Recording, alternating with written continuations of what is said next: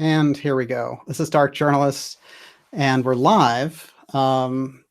It's nice to have everyone here. It's a great crowd, and we're going to have a very special broadcast tonight because we're looking at something very, very interesting, which is we're going to have this examination based on things that I've discovered about documents that have, I'm calling them stealth archives, which I think is the best way to put it.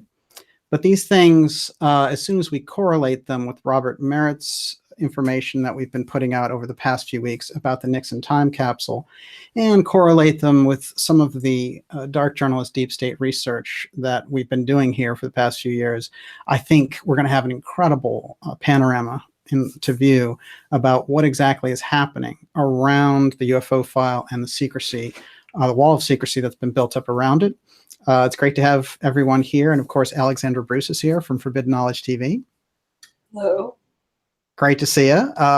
We know that I know you had that incident with the bike and it threw you off for a little while, but everyone's very happy to have you back. Yeah, it was, the whole thing is that I didn't fall. I was on slippery stairs with a 100-pound bike. And, you know, I almost fell backwards, but I stuck my landing, but I sort of, you know. I'm okay now. I'm totally fine. Wow, thank God. Thank God.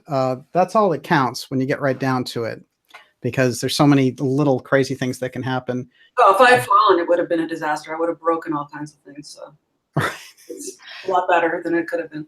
No, you're lucky. You're lucky. Even though we know that you're kind of athletic, that sounds like it was going to be tricky. For sure. And of course, we have the lovely Olivia moderating the comments, and make sure when you ask her comments, and you can say hello, Olivia. Hi, everybody. When you make your questions there, I just put them in caps because she'll collect them all and she's going to ask them. We're going to do that in the last hour of the broadcast as we get into this. But I call this the X broadcast for an interesting reason, because the X part keeps coming up in my research over and over and over again. And I'm going to go right into it. And then I'm going to correlate it after I set it up here with Alexandra.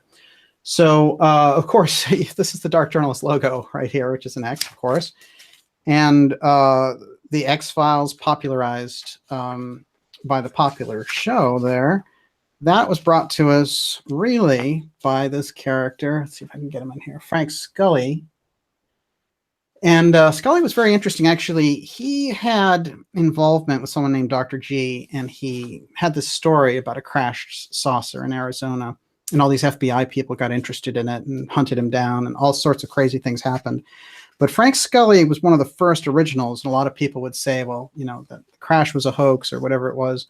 But nonetheless, he was that person to go to with that information in the early 50s. And he's a very important character. And of course, you'll note Scully, of course, is one of the names of the characters in the X-Files. The man who actually ran the X-Files for the FBI at that time is this gentleman. His name is Guy Bannister, and he shows up, of course, training Lee Harvey Oswald around the JFK assassination, severe right-winger, and working with FBI and CIA groups to train anti-Castro Cubans to go back in and reinvade Cuba after the Bay of Pigs. Very interesting character for a number of reasons, but his involvement with the UFO file is early, as we can see, is 1948. So this is a character who shows up very prominently in the early versions of the X-Files. Now, one of the really big bombshells that I've come across, before I get to it, relating to X, I'm going to show everyone this so they start to understand the subtle connections in the background before we get into the big ones in the forefront. This is a letter from Richard Nixon to Donald Trump. It's from 1987. And he, in fact, is encouraging him here and saying that he and Pat look forward, that his wife is an expert on politics, and she predicts that whenever you decide to run for office, you'll be a winner. So that's an National Archives letter, so we know it's the real thing. And this is Nixon saying, when you go to run for the presidency, you're all set, which is kind of an interesting and very sure thing to do. And we'll note he says, Dear Donald. So this is somebody he's very well acquainted with, as opposed to Mr. Trump. This is former President Nixon writing to you. That is from December 21st, 1987, and we're going to come back to the significance of this, but I found it very significant in the grand scheme of this X investigation. Now, X, we have things in popular culture, like I said, like the X-Files, Planet X, X equals the unknown. We've got X, the Roman numeral for 10. But there's some theme, some thread that's riding through the secrecy wall, through the secrecy documents, through these stealth documents that I started to understand a little bit better as we went through it. And by the time I landed on this one, it all started to make sense to me. Now, I pointed out, before I get to this bombshell, I pointed out last week, was that last week? We've been doing so many shows, probably last week. This book, which was The President and the Apprentice. Really good book about Eisenhower and Nixon by Erwin F. Gelman. I recommend, if you want to know about these gentlemen in that period, that you read it. And also this one, Being Nixon, A Man Divided by Evan Thomas. Evan Thomas is a real Council on Foreign Relations kind of guy. But that book on Nixon is pretty good because it has a few things that we can really get our hands on that are fascinating. Here's the first thing that I noticed in both of those books that correlates. We've got, in the first few months of the White House, President Eisenhower wrote out a list for Project X, a secret recollection of his presidency to be deposited in a time capsule at his Gettysburg farm. The first item was Nixon. Okay, that is from Evan Thomas's book. So undeniably, Eisenhower had a time capsule, a 100-year time capsule, that was going to be deposited at his farm. This is in 1953, his first year in office. And that farm was going to have the time capsule called Project X, all in caps. All right. The next reference to that time capsule is in the other book, which is the one by Erwin Gelman. And this one corroborates it and says on May 14th, 1953, he included Nixon and a group of younger men who were important contributors to his administration's success. Sometime that spring or summer, the president made a handwritten list for Project X, possibly the time capsule to be deposited at his Gettysburg farm. Item number one is Nixon again. So you can see they're drawing off each other's information there.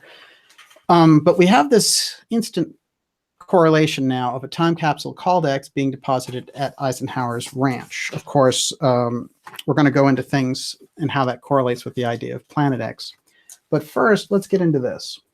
So there's a secret letter on deposit at the Lyndon Johnson Library that, as soon as he died, was given to the library.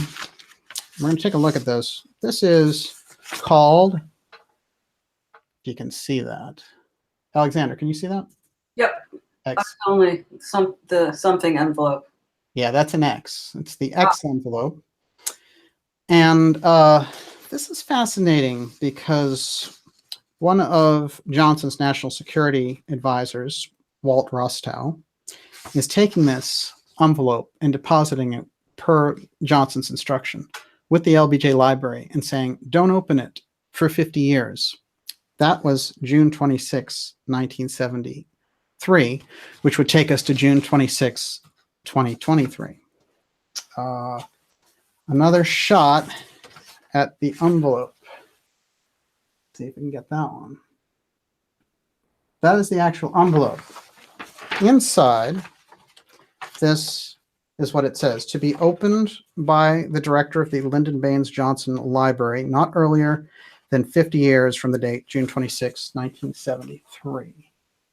No question about that. That is a completely authentic document at the Lyndon Baines Johnson LBJ Library in Texas. Now,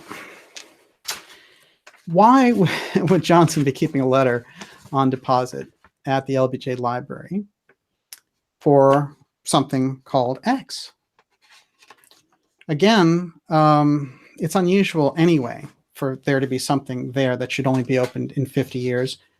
This idea of leaving a message for future generations to find out about what was happening is very important. Eisenhower has Project X. LBJ has this letter X. Now, this letter has been attributed at times by political scholars to this unusual incident when Nixon was negotiating behind LBJ's back during the 1968 election to get a better deal for Vietnam so that there wouldn't be a peace talk thing that would happen. Very much like the October surprise with Jimmy Carter in 1980, when representatives of the Reagan administration, like his vice president, George Bush, and a person who would eventually become CIA director, went over and negotiated in France with counterparts of the Iranian government and said, hold the hostages until we get into office and we'll get a better deal in terms of like a better relationship. But if you give them back to Carter, he'll beat us and you'll be stuck with the same administration and the bad deal you've been getting. Now, the guy who really has done excellent work on that passed away recently. His name was Robert Parry, and he ran something called Consortium News, which is a fantastic outlet for real independent journalism. And he certainly was, leaned more to the liberal end of the scale, no question. However, he had such a broad tapestry of information. And when he talked about the whole Russian collusion thing that they were trying to pull on Trump, he largely debunked it through his own work. So you could see that although he was coming from one particular perspective, he didn't like the idea of the media being abused for any reason, especially the reason of unseating a sitting president. So what was happening in '68, however, is really interesting. As it turns out, now, LBJ had been bugging illegally Nixon's plane and communications and figured out that he had this thing going on. Now, it's completely illegal wiretap, and Rostow even owns up to that. But he obviously had enough that he was going to be able to put Nixon in this very bad position. So the story goes that at some point, Nixon was meeting with someone named Madame Chennault, who was a very prominent figure in Chinese-American relations, and she was a direct channel to the South Vietnamese president, and she was trading these messages back and forth from Nixon saying, hang in there, you're going to get a better deal.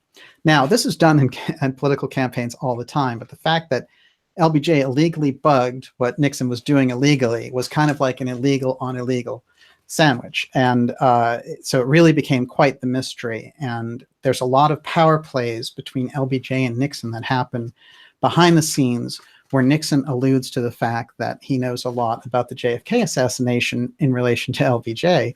And of course, when the JFK assassination happened, Nixon was watching and he recognized Ruby, who had been on his House Un-American Activities Committee, as a snitch, basically someone who was diming on these drug things, but he knew he was part of Lyndon Johnson's Texas circuit. So he instantly understood the connection between the assassination.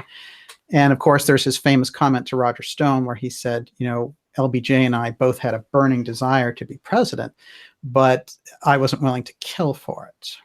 So we understand that Nixon knew the score very well about LBJ's involvement in being working hand in glove with dark elements in the CIA and the deep state to remove President Kennedy and assume his position, go into Vietnam and create this whole kind of drug war, oil war scenario back then. So it's a major chapter in U.S. history, but this little dance that happened, everyone assumed, okay, this letter, this X envelope is going to contain all that information. So in 1994, they let out one file in here, which is 2 pages, and it relates to tracking Spiro Agnew, who was Nixon's VP, in New Mexico, of all places, which is pretty unusual. And then they also put a wiretap on Chennault's phone. So, this is kind of the cover story that, hey, this thing is all about and relates to Chennault. And, you could say on the surface that it does. However, upon seeing that the LBJ Library was doing this, intelligence community steps in and says, no, you're not going to release any more of those. So they have this agreement now that this thing isn't going to be released till 2023. And the actual agreement states that the director at that point can look at the envelope in 2023 and consider LBJ's request in relation to it. And if he decides it's still not in the interest of national security, now that the CIA are involved, then nobody's going to get to look at it.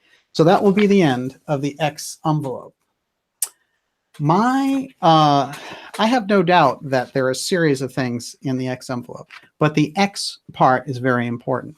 Every president out there, since we started this process with Harry Truman around the UFO file, I believe has had some plan and wanted to take some credit for engaging the UFO file, engaging this particular extraordinary chapter in history, and didn't want to be left out when it was finally revealed.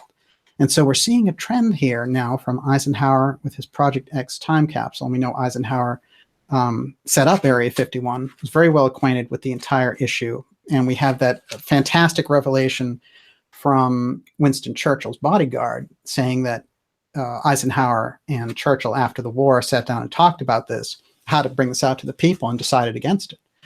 That's a very important revelation and gives us an idea going in about how much Eisenhower knew.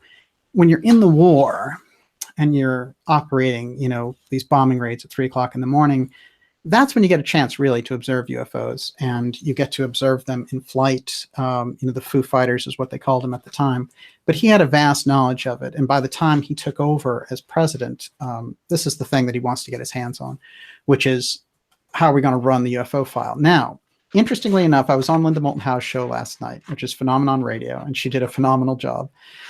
And I was on with her last week on Coast, and she has been referring to Cooper, who was this whistleblower she had a 15-year relationship with, who was giving her this information about Area 51 and this alien that they had learned to communicate with. Now, Cooper is the guy who we saw later sitting down with Richard Dolan in a hotel room at the end of his life. And they rolled that out for the citizens hearing. What did they call it, Alexandra? Do you remember the name? It was, it's the Citizens UFO hearing. Just citizens for disclosure. Citizens hearing for disclosure. That's it. Exactly. Right. Now, that was particularly significant because that was his first public presentation. And it was very interesting. However, because of some coordinating difficulties, Linda, who had the 15-year relationship with him, she had the 15-year conversation with him. She wasn't the one who interviewed him on camera because the people who were setting up the camera side decided that Dolan should do it, but Dolan didn't know anything about the story. So it's a little bit of an uneven interview, but I think we get the point in any case.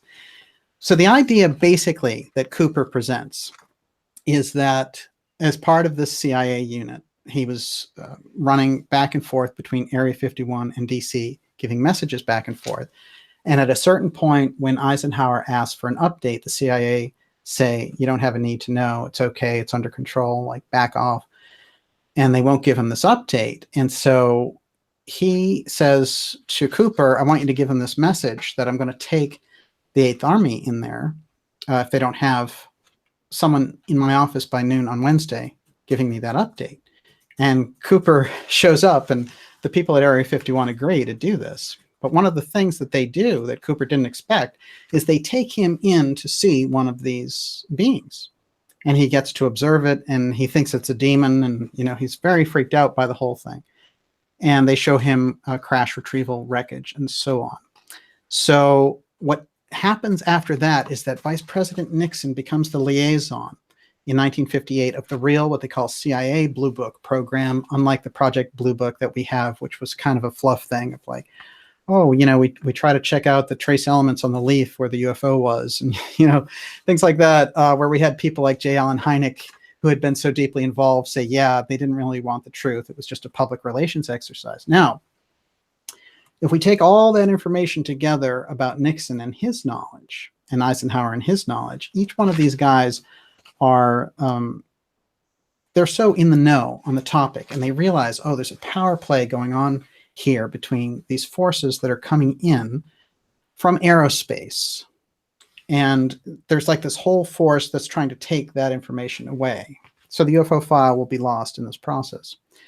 From political power, the covert engine still has it. The X envelope is particularly intriguing because it's LBJ's time capsule. And I think that this, which has come to light, and we're supposed to get it in 2023, I believe now, looking deeper at it, that there's a code here going on from Eisenhower through Johnson through Nixon, and that X relates to the alien presence. It relates to the UFO file directly. That's where we're getting the X from. Each one of them has their own hideaway token. Merritt's story is pretty fascinating when you think about it.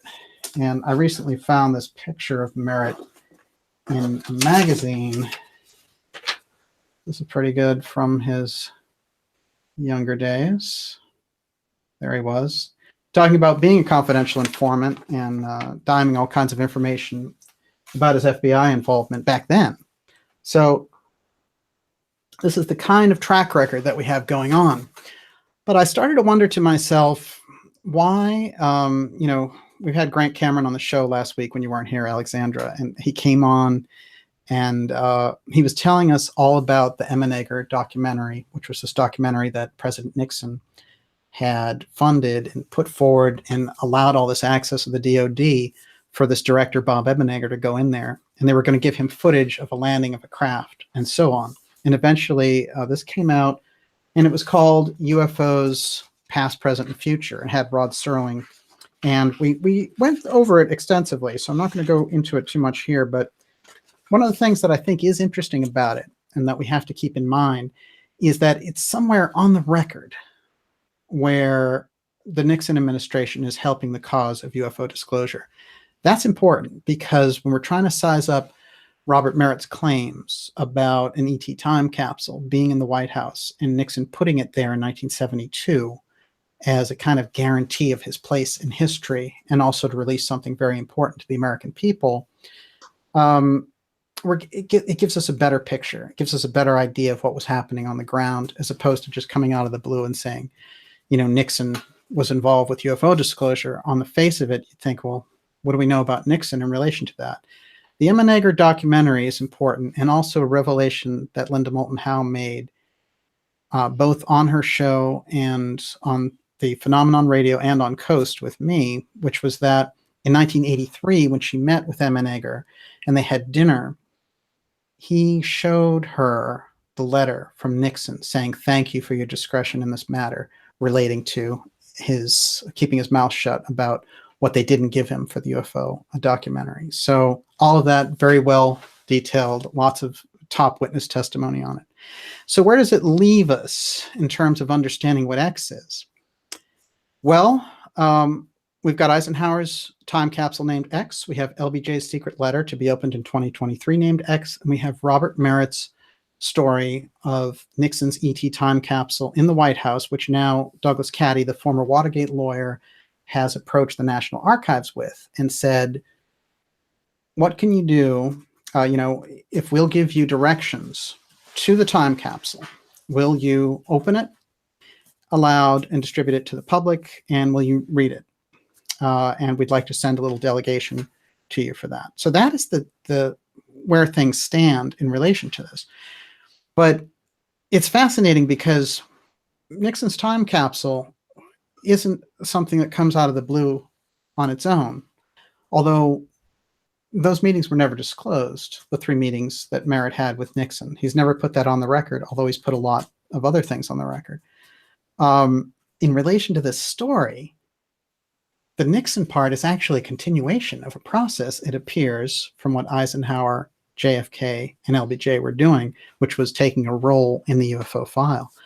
Nixon is also facing, in 1970, these assessments that the oil crisis is going to hit. And also our production level for the first time in oil in America goes down in 1970. So he's got his ambassador to Saudi Arabia saying, well, they're already giving us a hard time. And in fact, in 1973, during the Yom Kippur War, in order to sort of, I guess, harass us because of our support of Israel at the time, they quadruple the price, and then it goes up even further for Americans of oil. And it sends us into a tailspin economically. And the 70s were largely an economic tailspin. If you go back and look at the nature of the times and the shows, you can see that that stuff is going on. So there's something very significant that happens when Merritt is getting the letter read to him by Nixon. Nixon points to a formula in red ink that he wrote in his own hand and said, this is something that we got from the scientists at Los Alamos and their interaction with this being. This is going to secure my place in history. So the indications being that this will make America energy independent. So this is why the push was happening, I believe. And the idea was being floated around that Nixon was going to get a third term, even though legislatively that's not possible since 1952 when Congress voted that out. So Nixon is thinking, I'm going to get this third term somehow, and it'll be for the bicentennial in 1976, which will be our 200th year at the time as a country. So all of these things are going on, and then Watergate, boom, derails the entire process. There's intelligence aspects involved, there's deep state elements involved, but whatever it is, they want to get Nixon out. And it could even be, you could say that they relate many of the things that are happening around Nixon, that they sort of dime into his plan for exposing this. Now, between Emenegger's testimony relating to the access he was given at DOD and some of the stranger things that we see in the documentary itself, for example, the aliens that look like Sumerians who come out. And when we're in this wave of looking at all of these details together, we're starting to get a picture here because, of course, in 76, Zecharia Sitchin will come out with his 12th Planet book relating Nibiru as Planet X being this body that comes into our orbit. Okay, that's also Sumerian. So we have this crisscross of Sumerian things, but Emenegger's documentary is from 2 years earlier. So where's this information coming from about the Sumerian side? I think that's all fascinating, and I had to dig deep to think to myself, where is Nixon getting his connection about this? We understand his need for energy. We understand his knowledge of the UFO file. But what is it that's driving him to move on that? And I found something very interesting that's very well documented, so we don't have to just drift into speculation on this one. This is someone who would be familiar to anyone who's sort of hit the metaphysical scene looking for information. Do you recognize her, Alexandra? Jeane Dixon? Bingo. Jeane Dixon. Jeane Dixon was famous for being an astrologer and being a psychic, and she was sort of like the main, psychic of the day back in this period in the 60s and 70s. Many books, psychic books and horoscopes and all kinds of things. She was really well steeped in it. It was a whole industry, really, with her. And yet, if you dig deep into her background, she had been a psychic to the presidents since FDR. And she's her presence at FDR's White House in 1944 is documented. But what we didn't know, well, at least in this context, it was buried way back there, is that Dixon, and we've got Dixon and Nixon here, so we're going to keep them straight. Dixon, during the White House of Richard Nixon, visited or phoned the White House 80 times. That's 80 times. Now, she was giving him information on terrorist groups, domestic enemies, politics that were happening, his chances in 72, and so on. But what is very interesting about her is her predictions about the UFO aspects, because she had gone on the record saying that the off-world civilizations were ready to contact with us, and it represented a change of consciousness. We were entering the age of Aquarius, all of this kind of stuff. This is where her mentality is. And she is a close confidant of Richard Nixon. There she is sitting down in the White House giving him this advice. At some point, apparently, he must lay the UFO factor on her, and she could very well be guiding this process for him to be releasing this information, saying, you'll be a hero putting this out. Now, Dixon's own view of the UFO aspect was that there were these off-world civilizations who were more advanced and that they were going to usher in a golden age. And she had a very, even though she was technically a religious woman, she went into this. But one of the interesting things, I'm going to try to find it here, is that she made a prediction that was really far out, even for that time. And it's on the very last page here, so bear with me. But do you remember Jeane Dixon at all, Alexandra? Yes, I do. But I remember her more from, she had a 900 phone number that you could call. and it would be like on late night TV. And she was so old at that point. Yes. I made the stupidest joke ever, and it became like a thing with me and my friends at MTV. And I was like, if you're so psychic, how come you're so ugly? And it was just like such a stupid thing to say, but we just thought, You're showing your grown-up side. Exactly. No, but that was it. We laughed at it because it was so stupid, basically. What happened with Dixon was very interesting because she even was giving Nixon advice, but she was giving Reagan advice as late as the 80s on presidential matters. So she was called to the White House all the way from the FDR administration through the Reagan administration.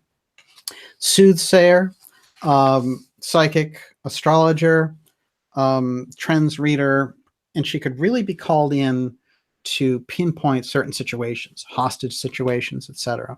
So if you think that, like in these sort of like Parade magazine, you know, like in the TV Guide, you know, and that sort of, she I guess had really good publicists, and there was a lot of respect for her. I remember that, just being really little at the time.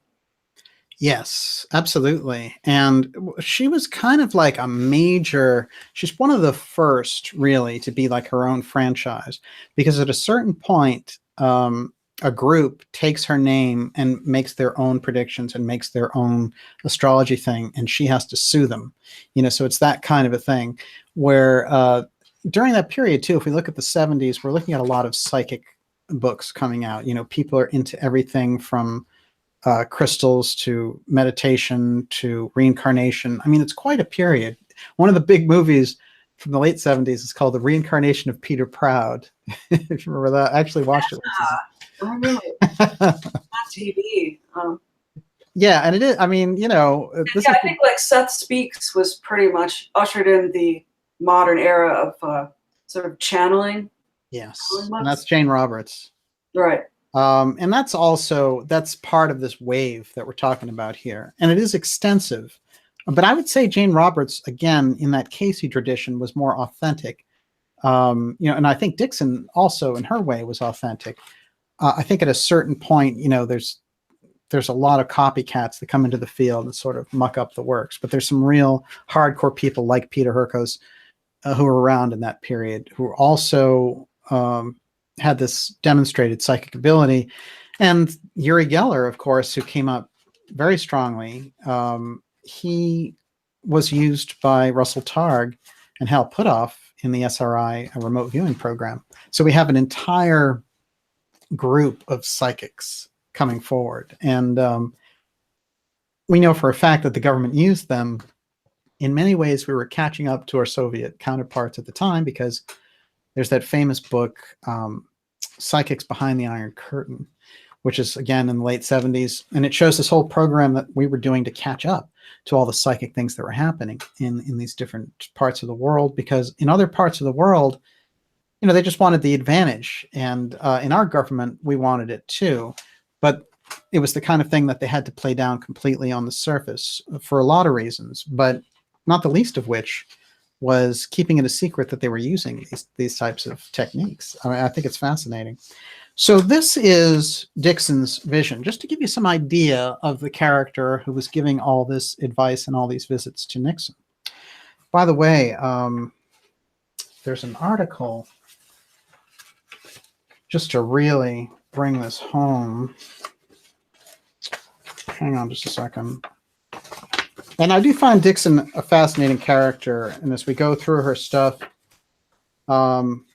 it's making sense to me that Nixon had this reverence for her, since she'd been giving this advice over the years to people as far back as FDR. And I think that he must have just known of her reputation and had her on board.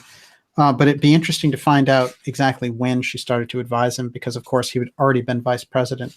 And you wonder if his association with her goes back to the Eisenhower administration. I haven't got that far yet, but I am interested in knowing that. So just to kind of cement this a little bit more, we have a Newsweek article. Newsweek article says, Terror Watch, Nixon and Dixon. Assigned to research the history of U.S. counterterrorism policy, September 11th commission researcher last year stumbled upon a bizarre discovery In the aftermath of the Munich Olympic massacre in 1972, President Richard Nixon was briefed on terror plots that had been divined by professional psychic Jeane Dixon. So that's on the record, that investigator. I actually put in an interview with Joseph Farrell, we did a whole thing on Dixon and what she said about Akhenaten and Nefertiti, which I think is very interesting, which is she had this vision. I'm going to read this vision, but they're in black and white in a regular mainstream Newsweek. You don't get any more mainstream or compromised than that, but there they are.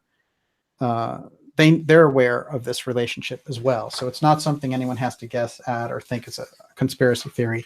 Dixon was giving these readings to Nixon on a regular basis. And Dixon's deep belief in the UFO factor being benevolent and good for humanity, I think, is absolutely crucial to Nixon's wanting to move forward with the disclosure efforts that he was doing through the Emmenegger documentary that got cut short, and then he had to revert to the time capsule. So this is the way that we're picking it up. This is how we understand the X factor. And remember, we're taking the X factor from Eisenhower's time capsule through LBJ's letter, and now Nixon's time capsule, which he discloses to Robert Merritt, which we've only found out about on February 14th when I put the entire exclusive interview out on the Dark Journalist channel here. So we've only had that information for less than a month out here in the public. So we're all catching up to it collectively together. So here is Jeane Dixon's vision. So this is New World Encyclopedia, a Messianic Vision. Often considered Dixon's most dramatic vision is one that came at dawn, February 5th, 1962, in which she saw a brilliant orb with radiating beams which seemed to pull the earth magnetically toward it. Now, a pharaoh and Queen Nefertiti stepped out of the orb, and a child was held in Nefertiti's arms, clothed in rags. The eyes of the child were all-knowing. They were full of wisdom and knowledge, Dixon wrote. Nefertiti then offered the child to the world and returned to the distant past. When she was stabbed in the back, Nefertiti was betrayed in this vision in the past, signifying the end of her reign. Dixon understood the vision as relating to the beginning of the age of Aquarius, in which a messianic figure would emerge and bring an end to war and bring peace to humankind. This child, she said, will unite all warring creeds and sects into one all-embracing faith. This is, again, more from Dixon's vision, which was pretty profound. And, of course, she had predicted major things like the JFK assassination. She was on record in 1956 predicting those events, but not naming Kennedy, just the Democratic president of the time. So this vision left a deep impression on Dixon, as it did not leave her easily. I'm going to read that again. The vision left a deep impression on Dixon, as it did not leave her easily like the others. She said of it, quote, "Before the close of the century, this figure will bring together all mankind in one all-embracing faith. This will be the foundation of a new Christianity with every sect and creed united through this man who will walk among the people and spread the wisdom of the almighty power." She expressed her feeling after her experience as "My cup runneth over. I loved all mankind. I felt that I would never again need food or sleep because I had experienced this perfect place." It's a pretty heavy-duty vision, but you can see how inspirational and charismatic Dixon was. And if she had this kind of impact over Nixon that he had her constantly back to the White House, if she was such a proponent of the UFO file, and in 1977 she actually did a documentary with William Shatner, of all people, and it is fantastic, and I recommend that you see it. But she's talking about this mass landing that could occur if our consciousness was high enough. And she's going through these stages of it, and she's projecting herself inside of these crafts and stuff.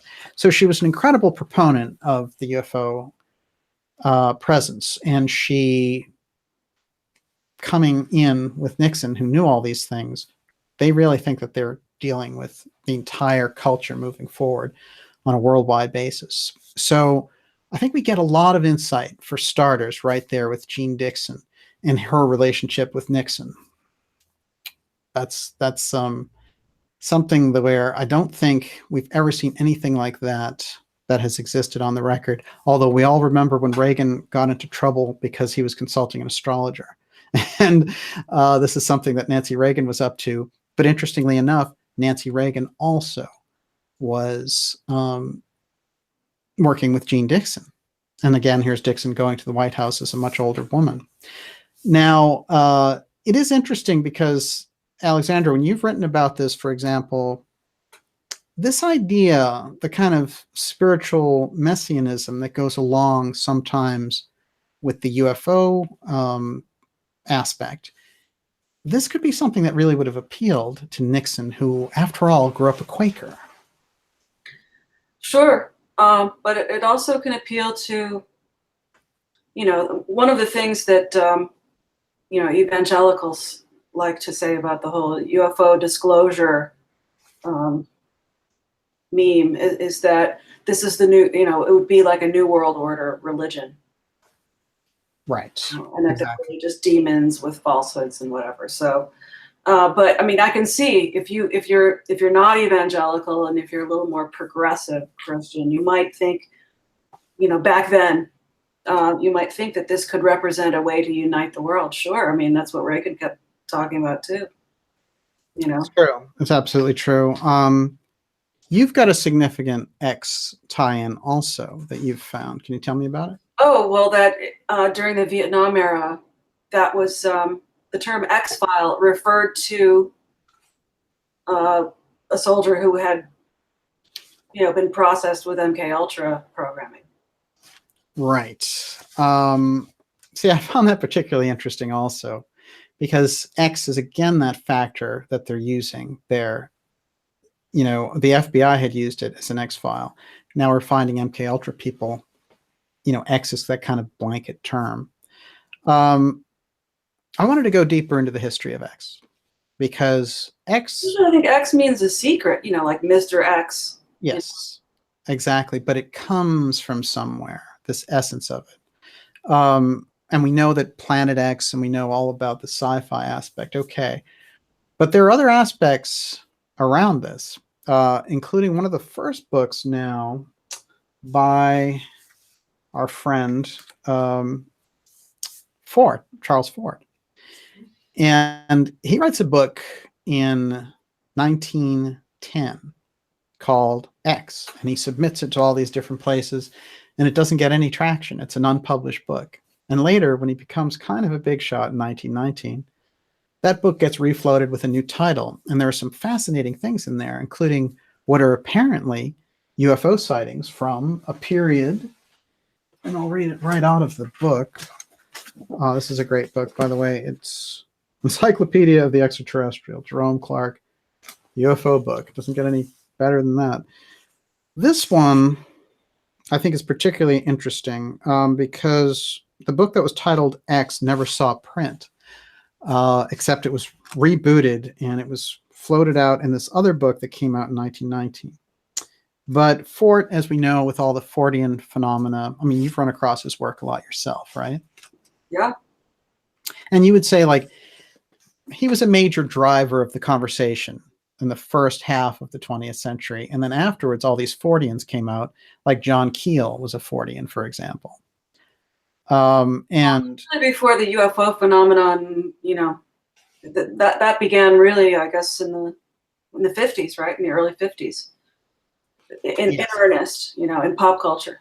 And so, yeah, Ford was before that. And so that's why Fordiana is very interesting, because it's before the space age, and it hasn't been shoehorned into kind of space age ideas of, or space opera mythologies of, Right.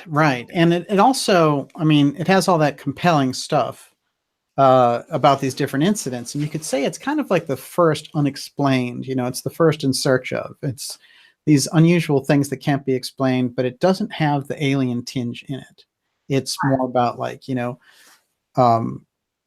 like frogs raining from the sky, or, apparitions showing up, or whatever it happens to be. But Ford himself is incredibly ahead of his time, as far as I can see. So the book X, again, unusual title, but here's something that's in the book that I found particularly interesting. So the Book of the Damned is the book that gets rebooted as X. And one example of the sorts of proto-UFO reports that caught Fort's attention can be found in chapter 21.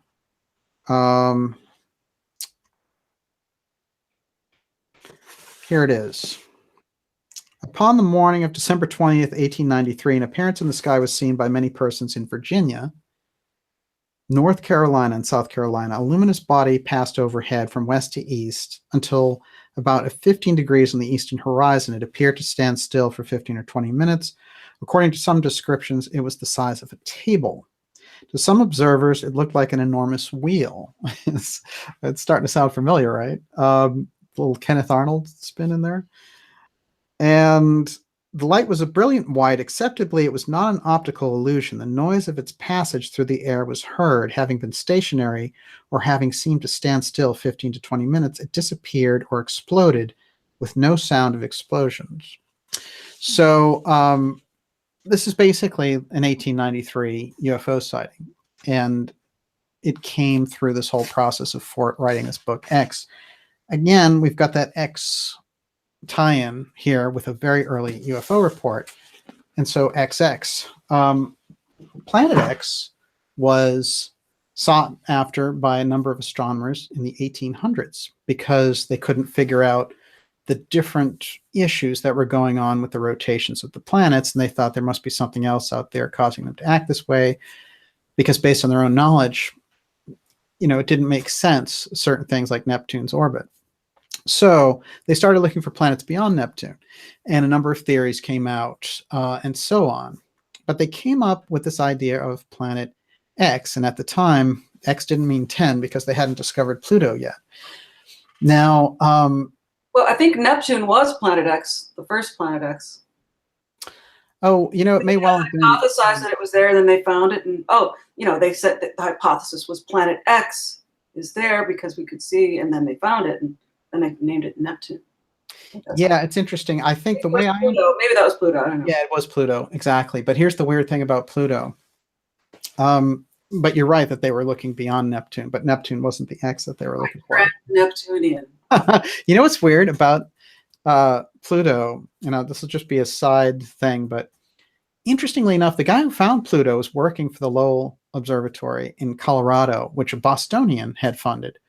And he was only 26, but he impressed the guy with his astronomical diagrams. So he was the one who wound up discovering it was in his 20s, which is absolutely interesting. And then what they did is they went back through their records and they pre-discovered Pluto because they had already recognized it as early as 1910.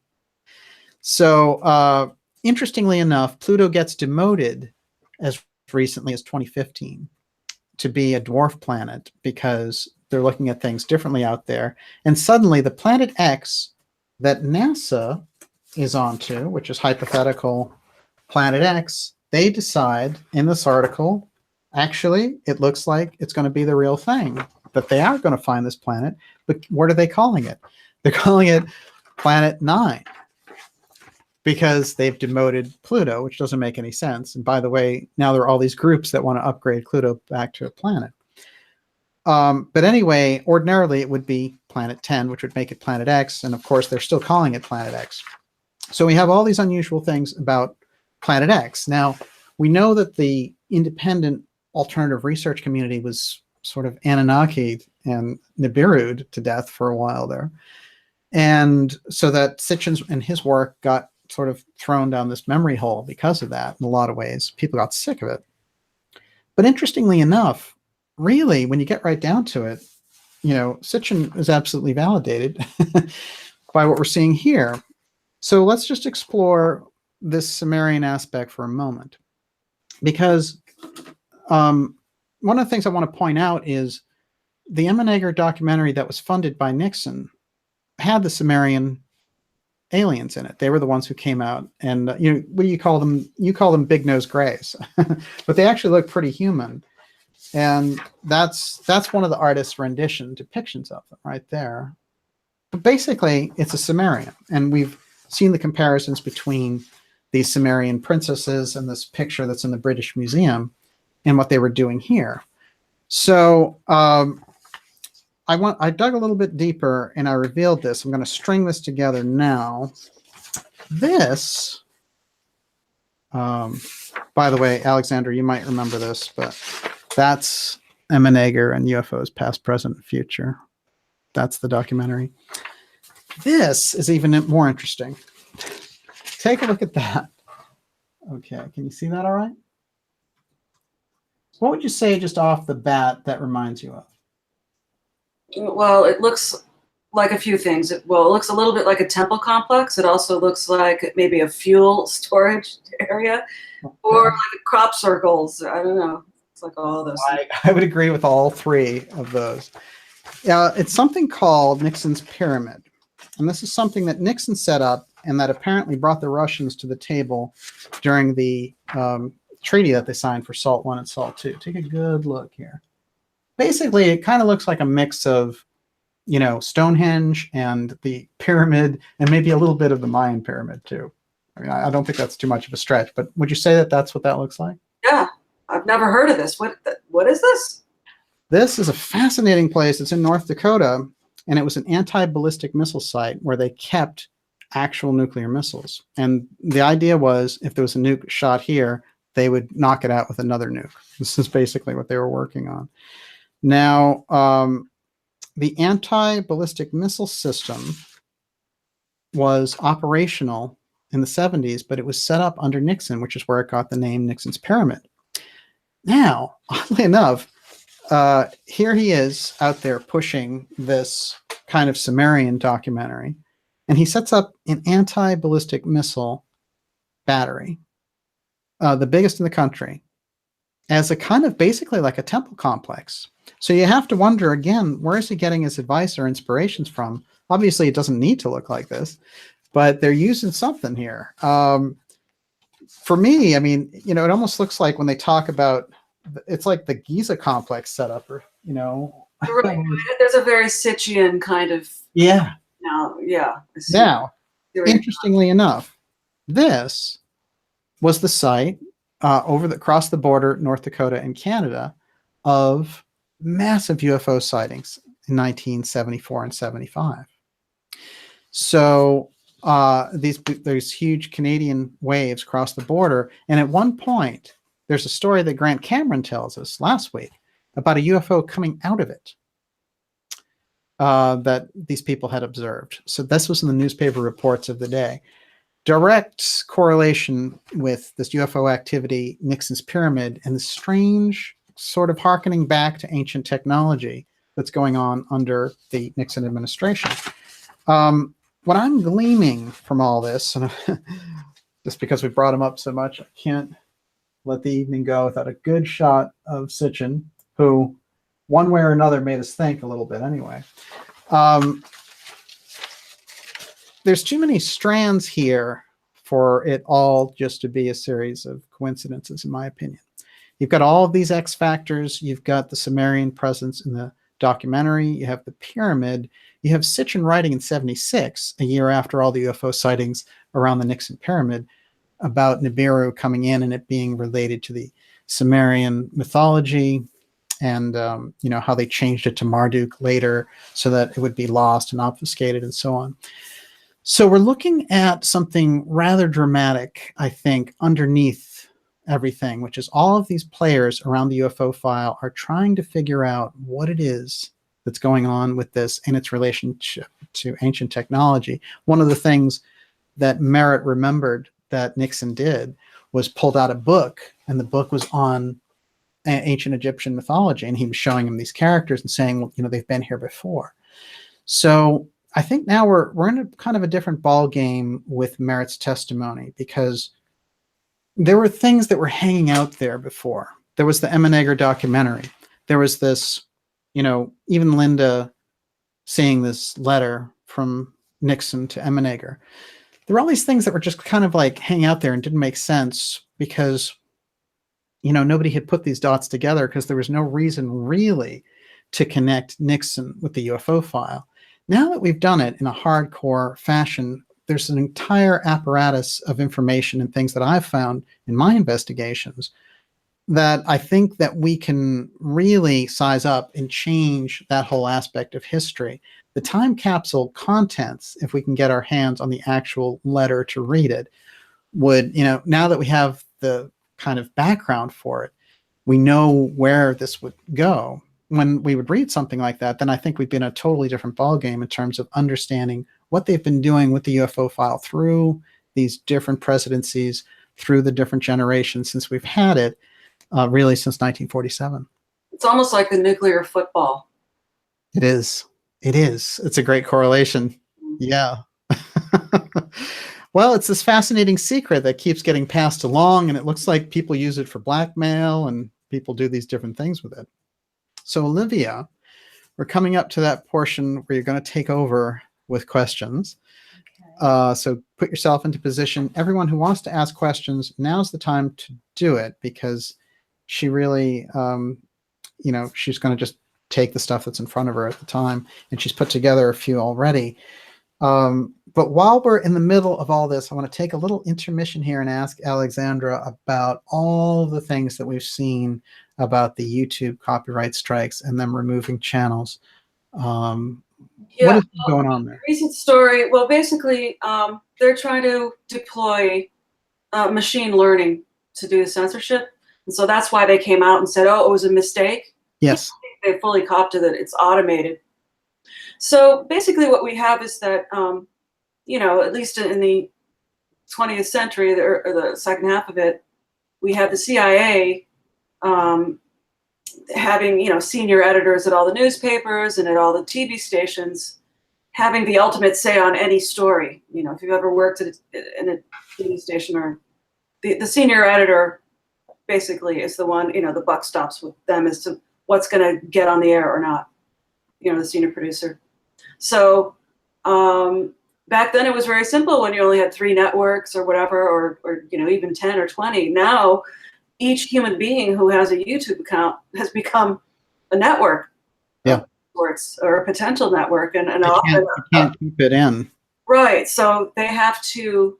It's decentralized. They're trying to. So basically, they're trying to apply, from a centralized source. They're trying to centralize something that's decentralized by applying swarm technology. Swarm machine learning that's going to recognize linguistic patterns and certain keywords or whatever to take channels down. So it's an AI algorithm that would look at something, for example. Well, there's actually one from the ADL, and ADL is one of the 2. There's the trusted, what are they called? The Trusted Flagger program.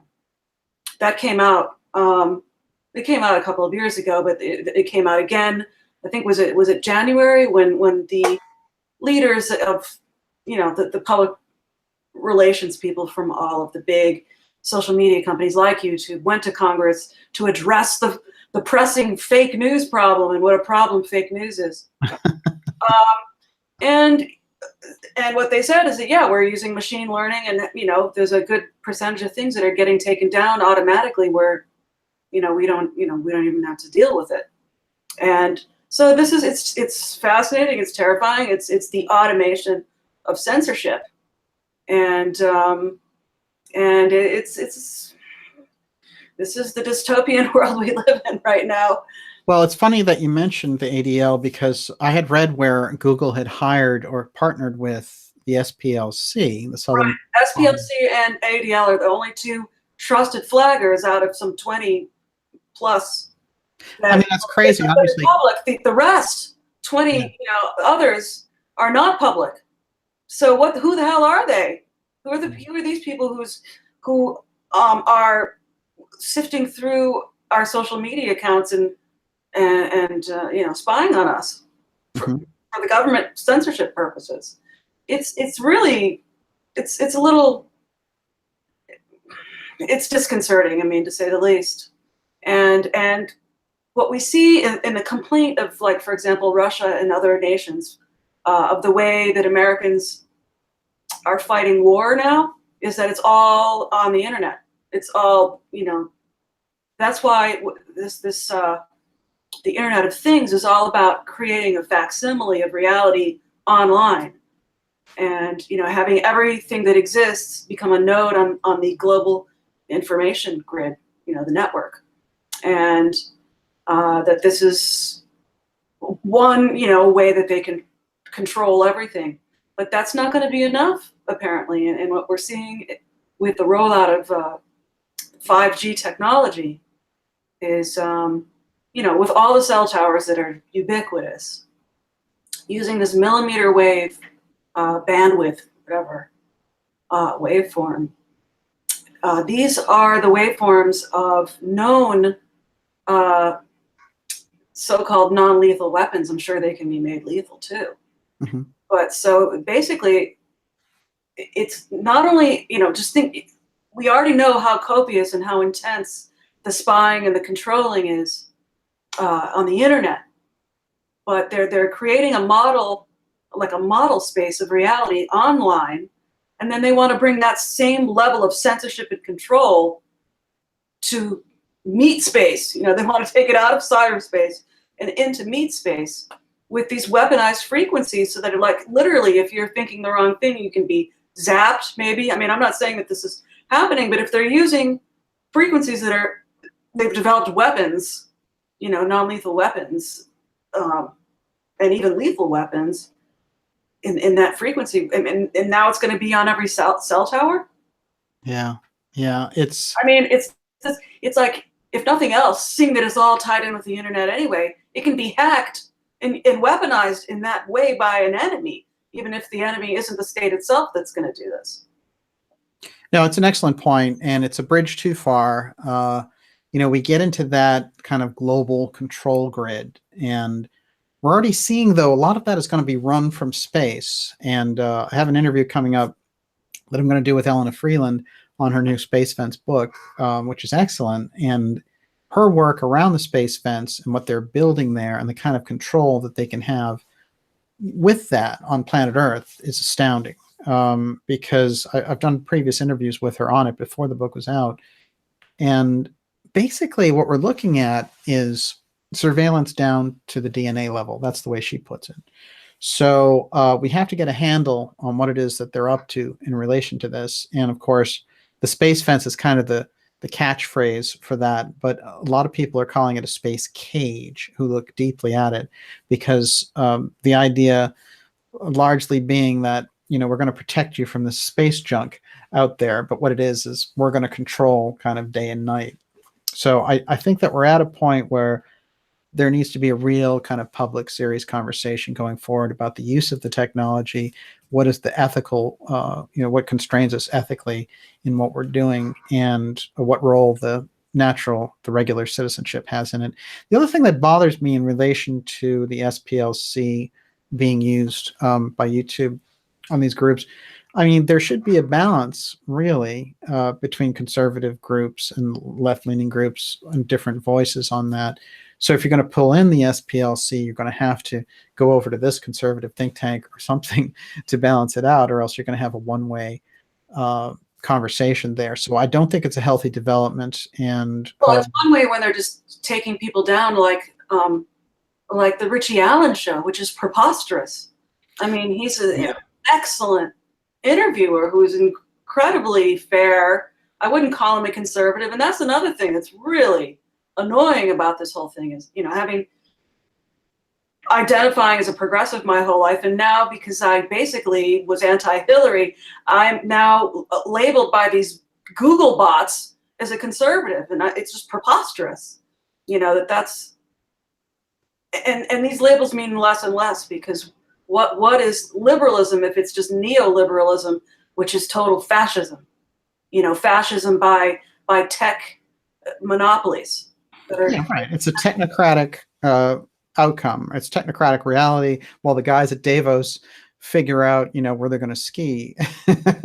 So it's a problematic situation on a few levels. And I think that people like Bezos coming in and dominating, like buying the Washington Post, and then the CIA hiring him to do cloud work, and then buying Whole Foods, it's too much. We need to look at the monopoly aspect. We've broken them up before. And if places like Amazon and Google want to become monopolies, then they should be subject to that kind of a scrutiny. And the thing is that they wouldn't this is the scary direction that the deep state is moving, is that these companies wouldn't even be what they are today if they really weren't de facto branches of the military, intelligence establishment. I mean, yeah, they are. So they've always been. I mean, that there's even, I think Jeff Bezos' family goes back at least 3 generations as far as being deep state people. Like his grandfather worked at Los Alamos, I think, and his adoptive father was CIA. Right. Probably CIA. Yeah, this is a great point, actually. And speaking of deep state people, Christopher Mellon was in the news, and this answers a question a little prematurely that I got, which was an email question, which is, what did you think of the Ctsa third video release? And it was accompanied in an article by the Washington Post, and the footage is more of that grainy stuff. That in the article, and it's just asking you for money. It's like, it's so crashingly boring. I can't even keep the page open for more than like 10 seconds. So boring. Excellent. When you look at it like that, I mean, it's the CIA publication, the Washington Post, Catherine Graham, Ben Bradley, it's all big CIA wash back there. They control it. Bezos takes it over and saves it because it's failing, because of course newspapers like that trying to compete in the digital world where real ideas are getting around aren't doing so well. So Bezos rescues it. He gets the CIA contract for the cloud, which is almost the same amount of money. It's a weird exchange. No, it's double. It's triple. The CIA contract was $600 million. He got paid $600 million by the CIA for the cloud contract, and he paid $200 million for the Washington Post at a greatly reduced price. Amazing. So, he came out ahead $400 million there. Yeah. So well, it's not even. He doesn't own. It's nothing. It's all. He's a front. They're all fronts apparently. Well, they were the ones. The Washington Post were the ones who took on the election results the most and wanted to overturn the Trump election. That is for certain. But the next thing that they did is they went after the likes of you and I, in a sense, because when they went for their whole fake news push, they were the ones who published the proper not list, which said anybody who's doing this stuff is under the Kremlin. And they had these little UFO file site or whatever. That's true, but they had already started. When I began really being disrupted was in early 2015, really when the presidential election was getting underway. That's right. Yeah, that's right. Well, you and I noticed that they went into overdrive the Thanksgiving after the election. That's when they really were like fake news, and they just hammered the term home. That's when they really let loose. However, the thing that you're talking about was when they were trying to take control of the election before it went down the way it went down. And you experienced lots of interference when you were putting up stories that were questioning Hillary, and Hillary's illness and all that stuff was this incredible protected secret there for a while. Yeah, it was just very eerie for me as someone who actually voted for Bill Clinton twice. Well, it was a different era, It was just like having this, the wool pulled, off of my eyes, and it's like, I can't believe, these people are just a continuation of the Bush cartel. And just, God, I mean, with all the theft that's been going on ever since George Bush Sr. was the director of CIA, it would be just so amazing if we could just have reduced the corruption at least by half, reduce the theft by half. I mean, life could be so much better. Absolutely. No, I totally agree. And just to answer that question that was lingering around in my inbox before I started the broadcast, I have looked at the footage. I'm no more convinced that Ctsa has anything good. Elizondo did an interview with Knapp where he said, we have 34 videos, just you wait. And this is that, we have all this stuff. It's like a Netflix series, right? We're going to release the next segment and all this stuff. If you have a good video, one will do, okay? You don't need 34. And Elizondo, as I've gone into many times, and I recommend you watch the broadcast we did here on New Year's Day, which goes into Elizondo's background as a counterintelligence officer. And, I don't buy his story working at the lowly UFO desk. He said simultaneously he was the guy who took the videos and released them to the public. And then later he said, no, I didn't do that. And then the DOD said that they didn't do that.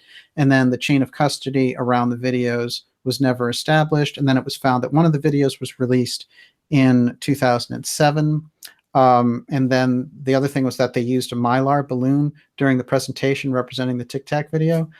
I mean, real, so many blunders around it, but then also kind of intelligence manipulation on one side, and then their marketing manipulation that you really pointed out. Oh, it's just so awful. The landing page, it's just an ad. It just says invest. It's just trying to get your money. It's disgusting. Yeah. No, I totally agree. I think Ctsa is CIA, and then mixed with some weird marketing operation that doesn't have anybody's best interest at heart, except. Well, no, you can tell that it's not even a real business. Again, it's just it's very CIA-ish. Yes. It's that Keystone Cops, just clunky stupidness that accompanies everything they do. You know. It's that CIA front, and Mellon, of course, coming out and doing this. Well, Mellon is an intelligence guy defense intelligence guy from the Clinton administration. Well, what do we know about the entire thing about the To the Stars Academy and DeLong and all that? It was all a Podesta operation. They thought Hillary was getting into office. They were going to peddle this stuff out and say, oh, we have an aerial threat. We need a new big budget. And they were going to fund this whole space defense thing against the next scam. It's the next fleecing. It's the next financial harvesting. Yeah, there's no UFO truth there. And people who run around for that stuff, I mean, you're going to be very disappointed. But I think a lot of people already see through it, and that's the good thing. And I don't mind saying that we were ahead of most of the voices out there on this, because we were taking a look at who was involved. And when you turned around on that stage when they came out October 11th into the first presentation, which didn't go so well, but you were surrounded by CIA people. Everywhere you looked, there was a CIA person or a Lockheed Martin person. It was the United States of Lockheed Martin and the Central Intelligence Agency running the whole thing, you know, and that's fine. If you want to come forward and say, well, it's a CIA operation, these are our CIA guys and they know, fine. But I have a simple rule when it comes to covering these things. Billionaires plus the CIA around anything important don't usually equal anything good for the public, unfortunately, as it turns out. So let's not forget that in 2015, the CIA came out and said, remember those sightings of airships from the 50s, 60s, and 70s? It was us. We were the UFOs. We were the ones who did it. We were testing stuff out. So they're saying that they confused the public. They're owning up to that. And now they're coming out through DeLong's thing and saying, hey, we're taking care, we're protecting the public. So it's a very strange operation. I've gone in depth, of course, our shows with Grant Cameron, and the one that you and I did with Grant Cameron was really fun. And we just did one Friday, which was his follow-up. And there's a lot of information there about how those projects have moved over time and involved the same players like Ron Pandolfi and actors like that.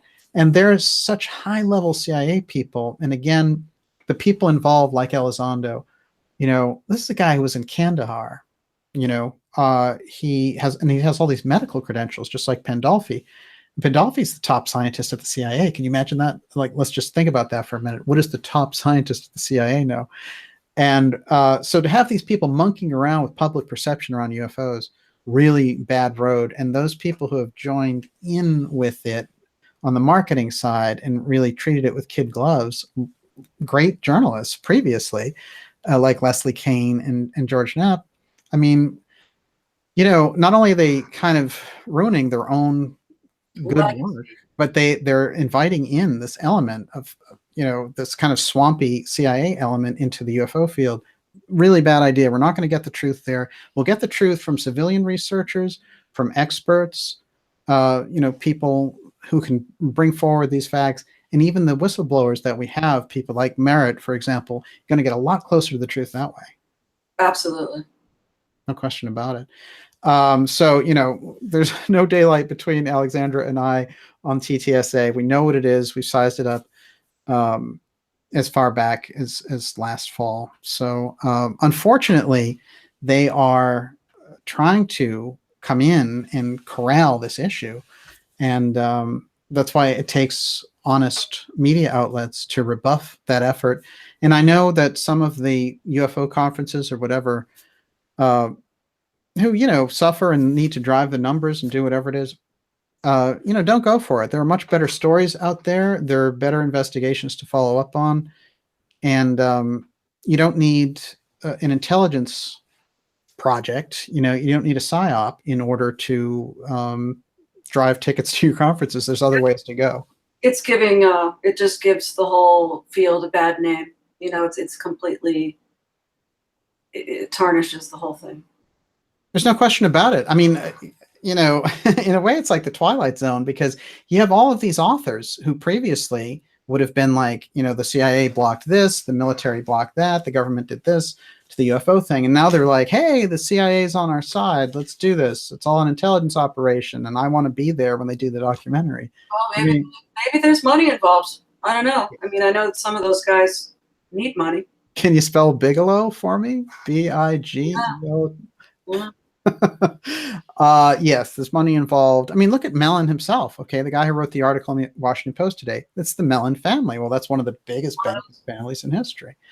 So, you know, that's fine. It's not a crime to have money, but manipulating an issue like the UFO file with intelligence stories and throwing out, like, you know, bad footage and dubbing it and stuff, it's not going to fly, because you have too many people in this, at this particular period. I think there's too many people who have a sense for when they're being, you know, when an operation is being played on them. And had the internet for, you know, 20 years or whatever. Right. Well, this ties into some of the YouTube stuff that you were talking about, because, you know, YouTube works best when it's an open forum, when you get all the voices. Obviously, that's what made it so great. That's why I'm here, and I think it is fantastic. But I don't think the idea that shutting down voices is the way to go, and I think that their business model would suffer. Really not somebody like Richie Allen. I mean, that's right, Richie Allen. Well, Richie Allen is a high quality show, excellent show. Yeah, it's not the kind of thing that you would, you know, you wouldn't say, well, you know, this is too controversial thing. Full of fake news, or that he's inciting to anything. I can't even imagine what, you know, except for it was just too much truth. Yes, too much truth. That's actually the name of your autobiography. It's coming up. We're okay, so we're ready for you, Olivia. Okay. I'm turning it over to you. So let's stick with TTSA right now. David Allen asks, why are there so many biotech members in TTSA? Well, see, it's a great question.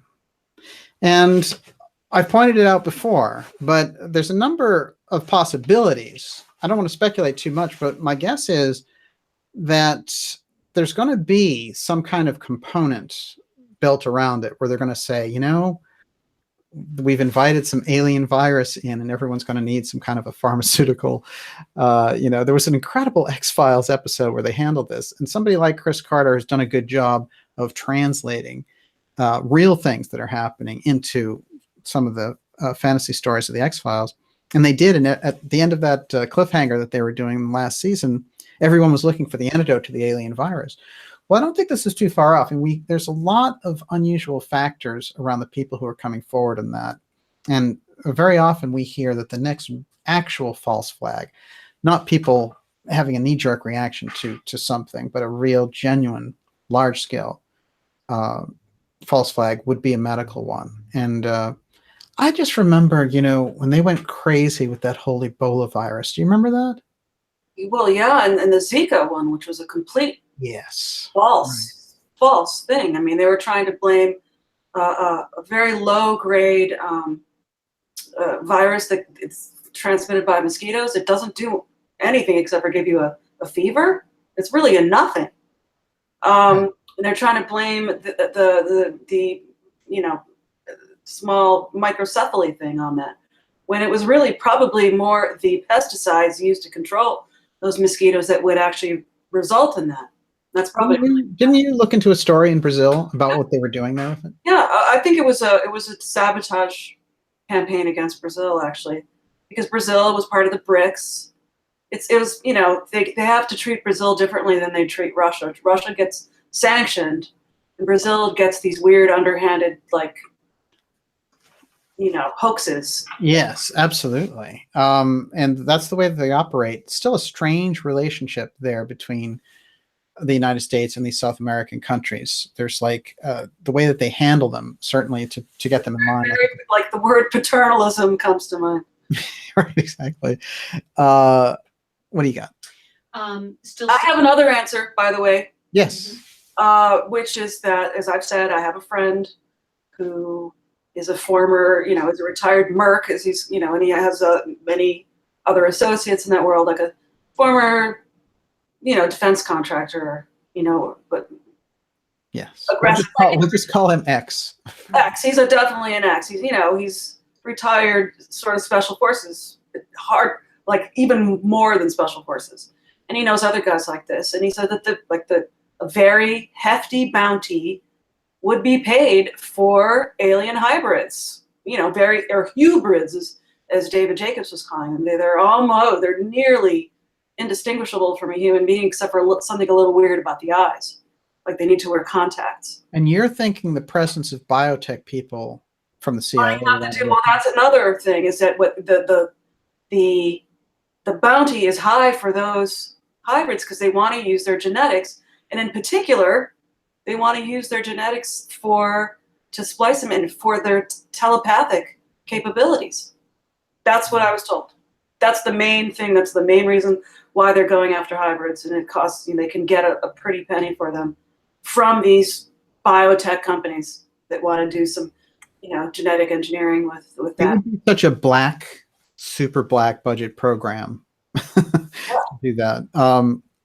But it's absolutely fascinating. Strangely enough, So it's just such an interesting to see my labs from the other side, not the abductee side, but from the Merc side of the guy who's going to get paid money to grab somebody, you get support in this thought from Dr. Joseph Farrell, who, when we had him on the show in October, we had this whole conversation about why they were using these airport scanning machines and those particular types. And he actually felt that it was an effort to identify if there was anything like that among the general population, which I found absolutely fascinating.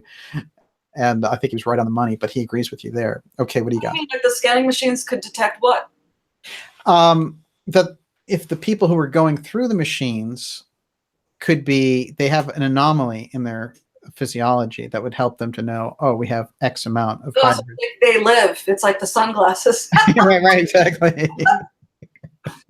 Right on. What do you got? Jill Putin wanted to ask, who are the pilots talking in the New York Times video? I don't think that's been revealed yet, right? No, what's interesting about that is they have a pilot who comes forward named Fravor, who they always show him with that footage, but that's not him talking. And the footage that he saw, the thing that he saw, isn't actually what we get to see. They're always putting this weird gimbal footage beside him. We never got to talk to those pilots, but in this new one, they also have the weird audio. And again, we've been told by people who are pretty experienced pilots that you don't get that type of banter, and you also don't have those types of sounds. So they're actually creating this backdrop of sound. And when they're tracking this thing, this is not a great video, this new one at all, actually. It has the same problems, but they make these sounds like, woo, we have it on track. We're tracking it now. And it's very much like, as if you're watching Homeland or something. It just seems like this scripted thing. So no, we haven't got to talk to those pilots. Certainly a guy like Fravor could have seen a UFO. That's not what's in question. The problem is the conflating of his testimony with the weird gimbal footage video, which is what the media did throughout. And for some reason, they wanted to create that thing because he was a good presenter and all the rest of it, unlike so many people they have around this. But they had to pair him up with this other footage because he wasn't actually the footage that he saw. They didn't actually have to put side by side.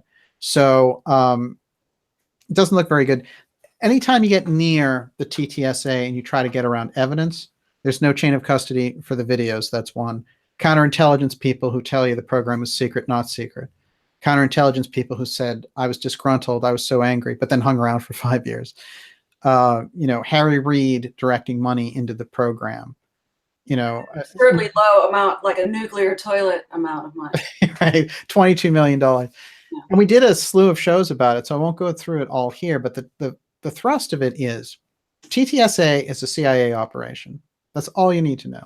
And some billionaires are floating around it. And maybe some of the UFO, even the good researchers, have gone along with it.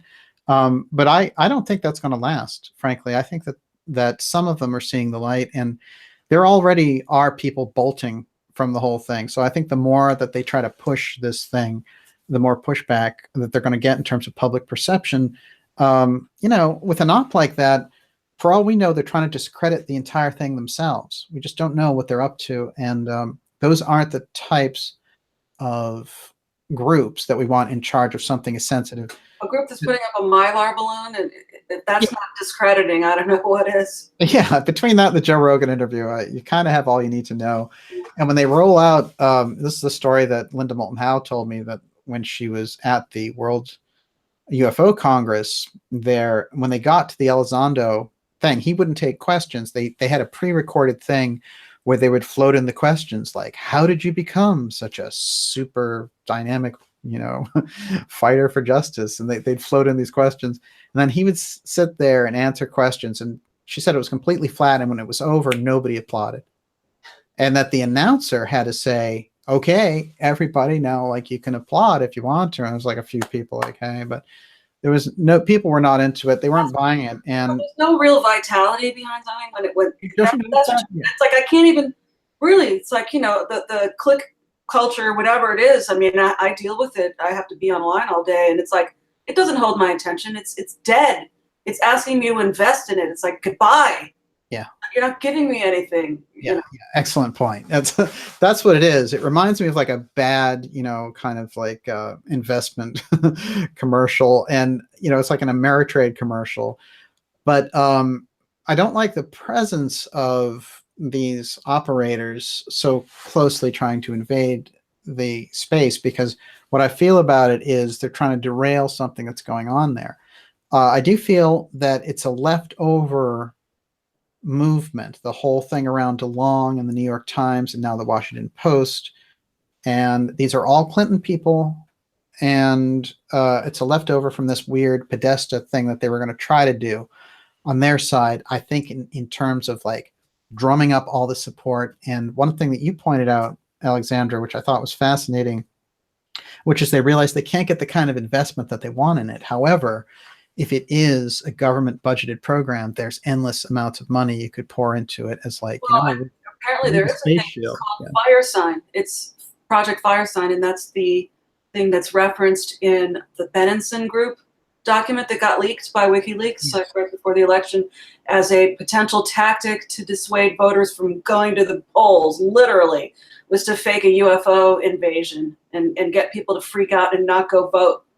That was actually right. This was a scenario that they gamed out. Yeah, I mean, that's how like boneheaded and weird these people are. So weird, man. And so the name of the project, it's called Firesign, and it's very developed holographic, laser stuff that looks like UFOs, but they aren't. They're fake. Yes, absolutely. I would say that there's nothing in the Ctsa that has anything to do with legitimate UFO research, and I would completely avoid them. You're not give them your money. Absolutely not. That would be the last people you'd want to give money to. What else you got? Okay, Jewel Lightheart. What is Peter Levenda doing in the mix? Does this negate all of his work? It's a weird thing about Levenda, and every person who is out there writing their own stuff has to answer for their own thing. So I can't say exactly what he's doing there, except that I know that the same offer was made to Joseph Farrell. And because Farrell was so anti-Clinton, it didn't come together. But I understand that the package that they present in terms of like, you get your book out there, it'll be a lot of publicity and you'll make a lot of money, sounds very attractive to these writers. Now, I don't know Peter Levenda. He hasn't been on the show. He's written some good books. So I think that he took the bait there. And my suggestion for people who got involved is to get uninvolved, because it's one thing to say, well, they lured me in with all this stuff, but as it's rolled out, it's not looking very good. So I would hope people like Levenda would just stay away from it because it seems to me they have better work to do. Well, there's just no money in writing pretty much, unless you write something really mainstream. pushed by Simon and Schuster or whatever. I mean, As the author of 6 very important books, including one from Simon and Schuster. But, right? Right. Well, you wrote a wine book. Is that even among the 6, or is that a different one? yeah, I co-wrote. That's the Simon and Schuster one. It's mainstream, but relatively mainstream. It was about how to make money in the global wine market. It was kind of like that was your commercial album right there. It's Yes. like you had all these underground hits. Then. Yeah. I was sort of rehabbed as a straight person or whatever. Money. I definitely, but I always recommend your books to people because Science and Superstition is an excellent, fantastic book, and the Philadelphia Experiment Murder. Everywhere that I come up, and I know what I wanted to ask you. I wanted to ask you about Val Thor. You wanted to just throw a couple of things in there because, of course, there's a big Nixon connection with that story also. Oh, I don't know what the Nixon connection is. I do know that Al Bielek had pictures of a meeting that was held in the hold, downstairs below decks on the USS Eldridge, which was the ship that disappeared in the Philadelphia experiment, according to the classic legend of the Philadelphia experiment. And in that meeting, you see this like super blonde, pixie-nosed guy, and he appears in other pictures from that era and in that unit. And Bielek claimed that he was a Venusian and that his name was Val Thor, that he was literally from Venus. He was like this total, classic Aryan guy, and that his name was Val Thor. It is funny. There's a book, and someone made this into a movie. I don't know if they ever got to actually finish the movie, but it was called Stranger at the Pentagon, and it's about Frank Stranges. Frank Stranges was an interesting guy. He was a preacher, and he was really into the UFO thing, but he claimed that he met Val Thor. And the Val Thor that he met, actually, the way they describe it in the book is the blonde guy that you're talking about was related to him or something. He was a different guy. There were two of these blonde dudes, yeah. Right, yeah. But interestingly enough, Stranges told that story right up till he died. So there's like a 40-year track record of him telling this, which I found fascinating because, of course, with a story like that, you just let it go after a while. There was that whole Howard Menger movement in High Bridge, New Jersey. They had all those meetings. It was kind of like the East Coast version of the Integratron guy. What is his name? Who did the Integratron? It's another Howard, isn't it? No, it's like Van something. Van Tassel. Yeah. Yes, George Van Tassel, who again, if you look at him in interviews, seems completely legitimate. He's a very sensible guy, and he got this incredible information, this download from this interaction with this off-world. That was what before the whole gray motif came into the picture. Yeah, these are very different. With Whitley Strieber, pretty right. much. These are like exaggerated humans, right? No, they were also decidedly Nordic. All of them were like space Nordics, and superior. It was almost like this Nazi Superman kind of idea. That they were embodying this Nazi ideal kind of thing. Right. This is George Adamski's guy. Right. So many, and like some of these Ashtar Command is all like that, and a lot of the Pleiadian stuff is kind of all like that. Right. Oddly enough, the Mormon story is very much like that also, because Moroni is very much looks like a Pleiadian. So a lot of themes of space in the Mormon religion also, which I find fascinating. or features of an abduction scenario, certainly with Moroni, I think is how you say his name. Oh, okay. Okay. Moroni. So somehow it's a little more romantic. It's Moroni. I like the story that Joseph Smith tells about these tablets in upstate New York and this lost tribe coming to America. I actually find a lot of it very plausible. There might even be some, and maybe it was an alien interaction. Yes. They're calling angelic or whatever. I do. In the book that I translated from Portuguese about the apparitions of Fatima, mm-hmm. they went into the whole the foundation of the Mormon Church and how it had those first encounters Joseph Smith had with Moroni really had a lot of the features of the classic alien abduction scenario, as did the chapter of Daniel by the, was it the Euphrates or the Tigris, and he falls down and it's an angel, and, Yes. he's paralyzed, and it had a lot of the features of an abduction, classic alien abducted scenario. There's no question. And I think when we're looking at things to bring this conversation all the way around, we're looking at the things that Nixon was doing in the Nixon pyramid and using these Sumerian figures from which were supposedly what came out of these ships, right? They're tying it in. They're using a kind of religious thread in what he's doing. And then when I think about Jeane Dixon and where she's coming from, very religious, she also is applying this kind of spiritual imagery around these off-world civilizations. The whole thing that she's saying is that they're on a higher consciousness level, and that they're kind of here at this point to take us into the age of Aquarius. This is where she was coming from. But when you think of that's like a big CIA mind control like story, or if it's true, I don't know. But that is the story that Stuart Swerdlow tells. It is basically, there's like a level of humanity that's in between us and the angelic realm, as far as, having evolved a lot of the gross, lower aspects of our human nature into something finer and more spiritual. I knew you were going to mention something about the Montauk Project during this evening. Popped into my mind. Of course, I mean, you've done a book on it, but whenever I watch things when they're trying to promote Stranger Things, I always think of your book, because it literally is the Netflix version of what you wrote 20 years ago. Yeah, it came out. It came out in January 2001. That's amazing, and it is an incredible story, for sure. And I recommend people pick that up. What else have we got? I'm dying to ask this question. Cybri, Nixon was the only president that said Bigfoot is real. This isn't really True. a question. In the 1974 U.S. Environmental Atlas, Bigfoot is listed as a native species. That's true. Good point. I don't know this story. Tell me. I don't know this. Well, under Nixon's administration, Nixon started the EPA.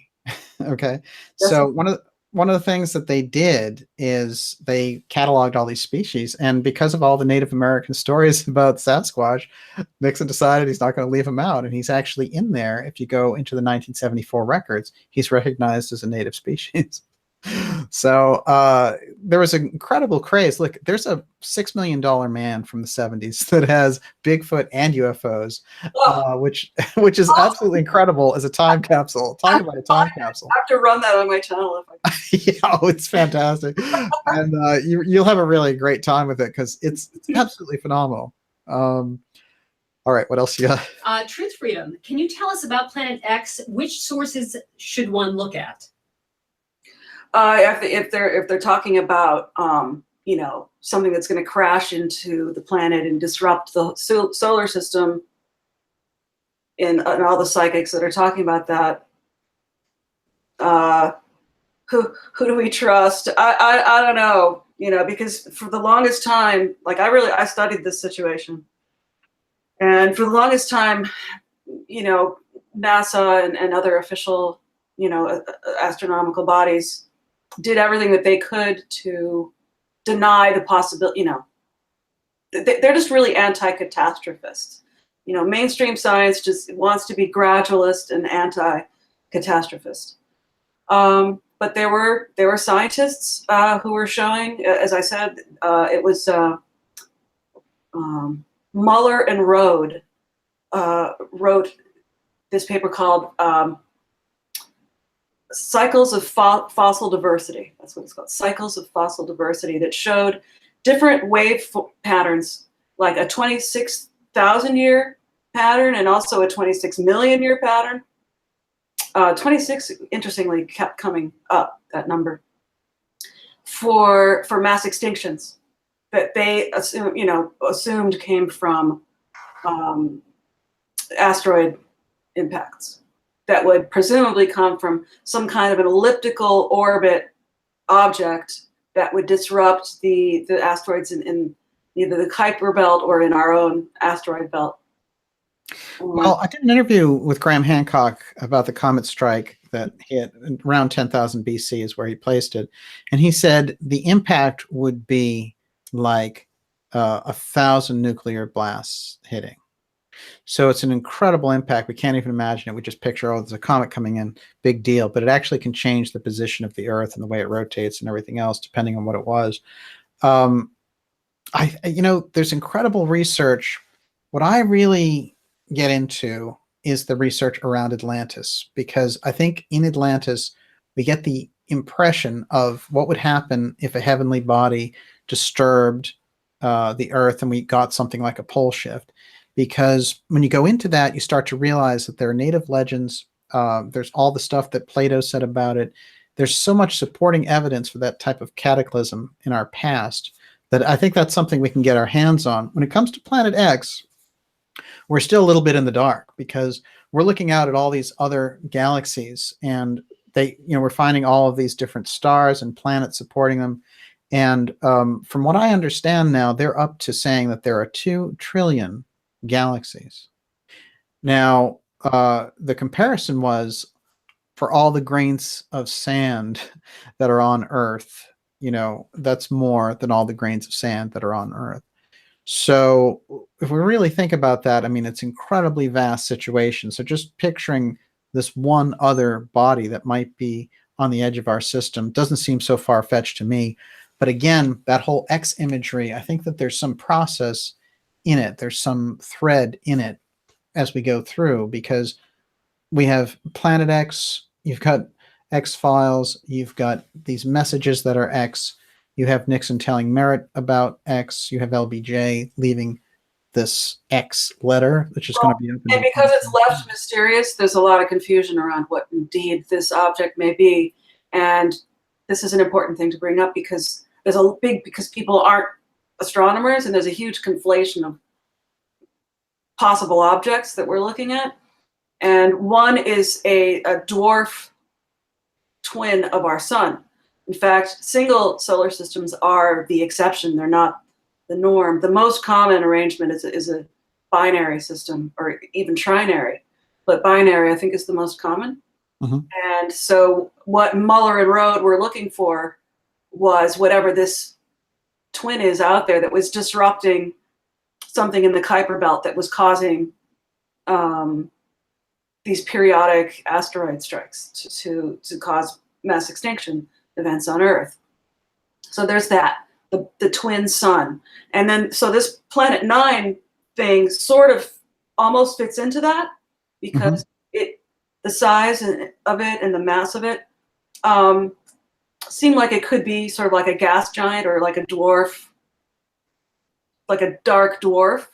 What are they called? They're called like super cool is what they're called. They're literally 200 degrees. There are dwarf suns out there, and there are tons of them. I think they're the majority of objects out there, of stars that are they're not doing fusion or anything. So they're just literally the temperature of a cup of tea out there. And so very difficult to detect. If they're not emitting light and they're barely emitting anything thermal, they're virtually impossible to find. And that's what the difficulty, that would explain why they haven't found it. Because it seems, a lot of people thought they must be covering this up for whatever reason, because they don't want to alarm people. Because if there's suddenly 2 suns, that could really kind of ruin somebody's firmament, possibly, Yeah, right. Well, I think a good place to start with all of this would be certainly Isaac Asimov, and some of the things that he got into on a fantasy basis about it is interesting. Charles Hapgood's work, and also Velikovsky's Worlds in Collision. That gives you an idea that there was some problem, there was some issue in our solar system. And a lot of people say it was a planet that was destroyed, and that's where we got the asteroid belt. But apparently there is some major cataclysm that happened in space that affected things on Earth, and that's where we get all these legends like the flood, etc. But the culture that existed at that time on the planet was so advanced, and this is what sort of messes up the timetable, because we're supposed to have developed from this very primitive state, that those cultures were so advanced that we're still catching up. So, there's a lot of issues there for us to sort out. I think the thing is, you take a field like Egyptology, for example, it was largely developed in the 18th century. I mean, that's no technology involved there. They're working off the Rosetta Stone, and they're working off of ideas that are embedded over 2 centuries ago. And that's become a kind of an institutional thing where, you know, you have to pray to the gods of the institution in order to get any answers or to get them to change anything, and they just don't want to. So we've had incredible people like John Anthony West, who recently passed away, Graham Hancock, who thank God is still with us. And, you know, these are the people who've challenged the dating and the entire setup that we have as a history.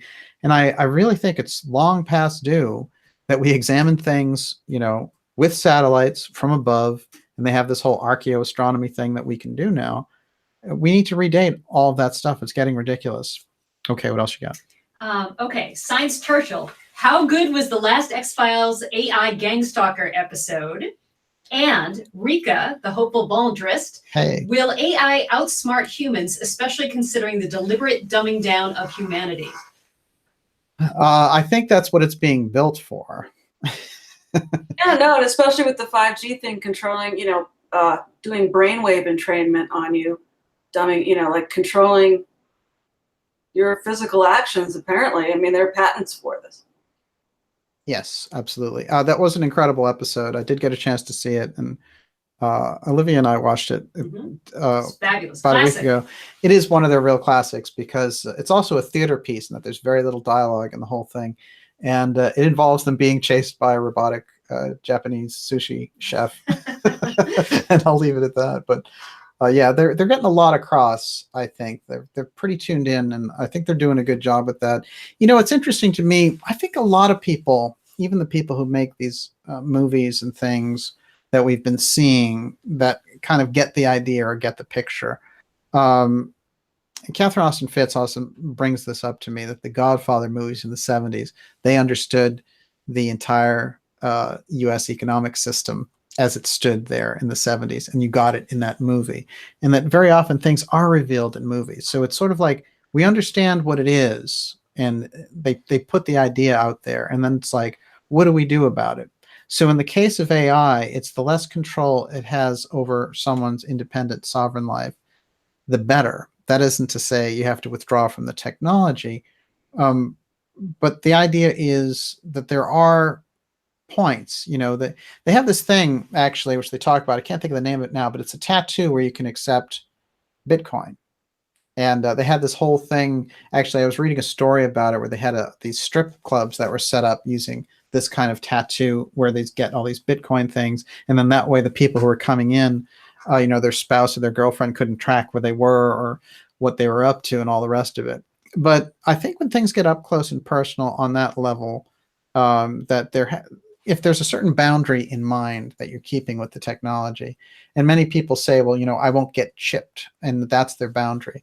And we all know about the incredible story that Aaron Russo left us about where they wanted to go with the chipping when he had that conversation with Nicholas Rockefeller in 2003. I think that they got a lot of what they wanted there through the smartphones. Oh, yeah. Between that and 5G, they don't need to chip anybody. Right. Absolutely. And remember, the thing that Elena Freeland is stressing in the Space Fence books is that because they're having us ingest the particles from what they're doing, you know, what they did with the HARP experiments, et cetera, that we become kind of walking antennas. And that's why the surveillance is down to the DNA level. So really, my solution for it is that there needs to be a conversation about it, because the more that we know about it, the easier it is to defend against. Whereas if these things just go up and they're taken as a natural thing and let's get on with it, you know, that's when you're having problems with the driverless taxis. Had some problems recently.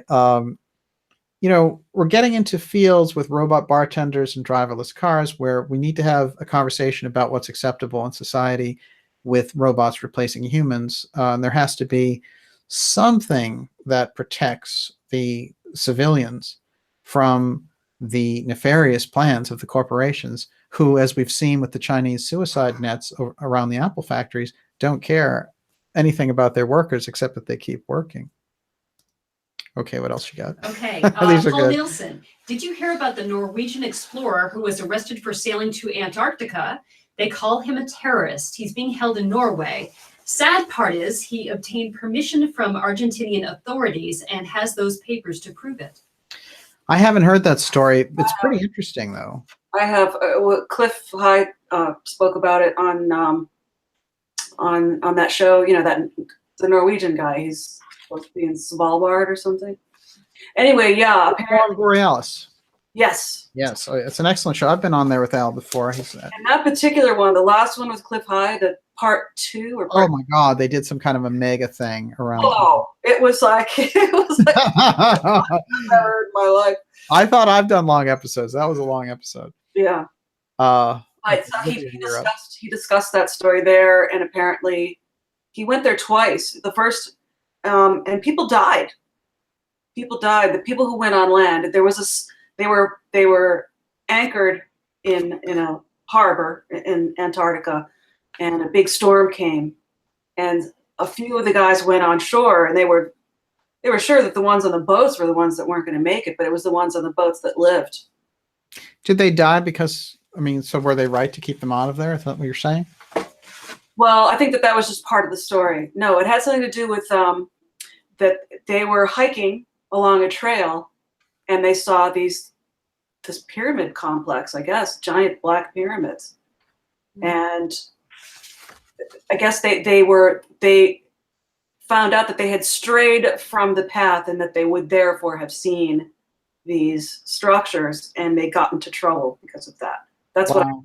what this whole idea around ancient. And there was a woman, like a Norwegian woman explorer, who also ran afoul of the authorities down there. And basically, they were surrounded by military. There's clearly a massive U.S. military presence down there, according to that story. And that, you know, they were corralled by U.S. military very swiftly. What else you got? Science Churchill again was asking about remote viewing the time capsule and whether you've asked anyone. Yeah, well, I know some of the best remote viewers, some of the absolute best ones that have ever been around. And so at this point, I don't have anything to report on that, but I probably will. Okay. Science Churchill again. What if a time traveler stole or tampered with the time capsule? Well, then we're just screwed. Okay. Everyone wants to know, what's the status with the National Archives and the Merritt Caddy rendezvous at the White House? Well, we know that they have received the letter that Douglas Caddy sent. Douglas Caddy is the former Watergate lawyer. He sent it on behalf of Merritt and suggested that Merritt would give them the directions to the time capsule and that they could open it, and that the message could be retained by the National Archives, but the condition was that they would have to open it and read it aloud and distribute it to the public and the media. Now, there have been a lot of interesting questions around what would happen if they want to kind of, you know, delete portions of it, et cetera, because it touches on national security. You know, it's pretty interesting. There are a number of questions around it, but the truth is, I think that there's a fundamental point there that's being made, which is Merritt has the information to lead them to the time capsule, and he doesn't want to sensationalize it. And, you know, it would take people like myself and Caddy going there with the National Archives person to the White House and taking the instructions, showing them where it is under the conditions, and they would have to agree to them. I don't rule out the fact that the National Archives will respond in some way. I just have no idea at this point what their plan is on it, and if they're planning to give us any kind of positive response. Of course, you'll hear it first here if we find out anything along that line. I was able to do a follow-up interview with Robert Merritt, which will be his final interview. And I am going to put that out next week, which might fill out the picture a little bit better. But the first interview, exclusive interview with him, is up there. I do feel that this is where the nature of the recovery is, which is it's between the National Archives and Caddy's letter. And I'm keeping a very close eye on it. Okay. There's just a follow-up question about how would it serve them to actually release the message? Well, think about all the things that we've been talking about with the Washington Post, for example, and the To the Stars thing, and the things that are being pushed under that Podesta umbrella.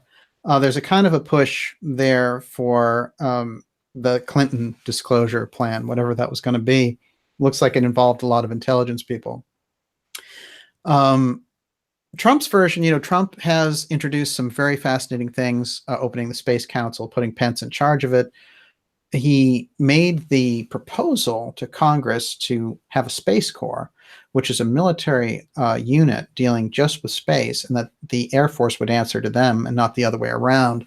That got shot down in a number of congressional actions. But, having that information be a part of the government would be important. If it contains this breakthrough energy formula, that also could have worldwide effects.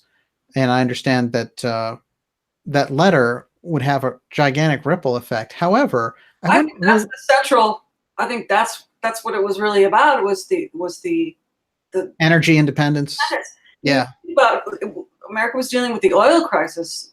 Businesses got shut down. There were lines for miles. You couldn't buy gas. It was pretty crazy. And to be able to deliver energy independence in that situation, you would have been a hero. So if you wanted to be a hero, that's what you'd want to do. This is what he was moving toward. But in terms of the government releasing it now, I think there's a real possibility there if they want to. All these Arab powers going green like they are. Yes, exactly. This would actually help them to accomplish this and also get them out of the UFO secrecy wall mess that they've put themselves in for the past 75 years, which every attempt to break out of that, the wall of secrecy is so dense that there are people inside there that will keep that wall going till the last day. That's just who they are. And it's going to take people inside working with people like us on the outside trying to get at that in order to arrive at a better place. And certainly that information could be integrated into society.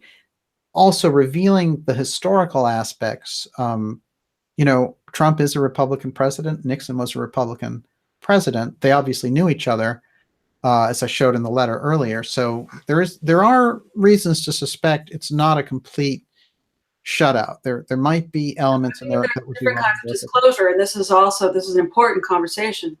Is that there's either disclosure of the real thing, which you don't really need officialdom to do it for you, right? Or you have the fake alien invasion. You have Project Firesign, which is, I think, more along that's definitely what Hillary's advisor was talking about. That's, I think, what the Podesta thing is about. It's another global warming. It's another way to harvest money and to create fear and loathing. Yes, absolutely. No, there's a group in there that wants to use the UFO scare tactic. And that's what To the Stars is all about too. It's about fear. No question. A tip. It's a threat program, right?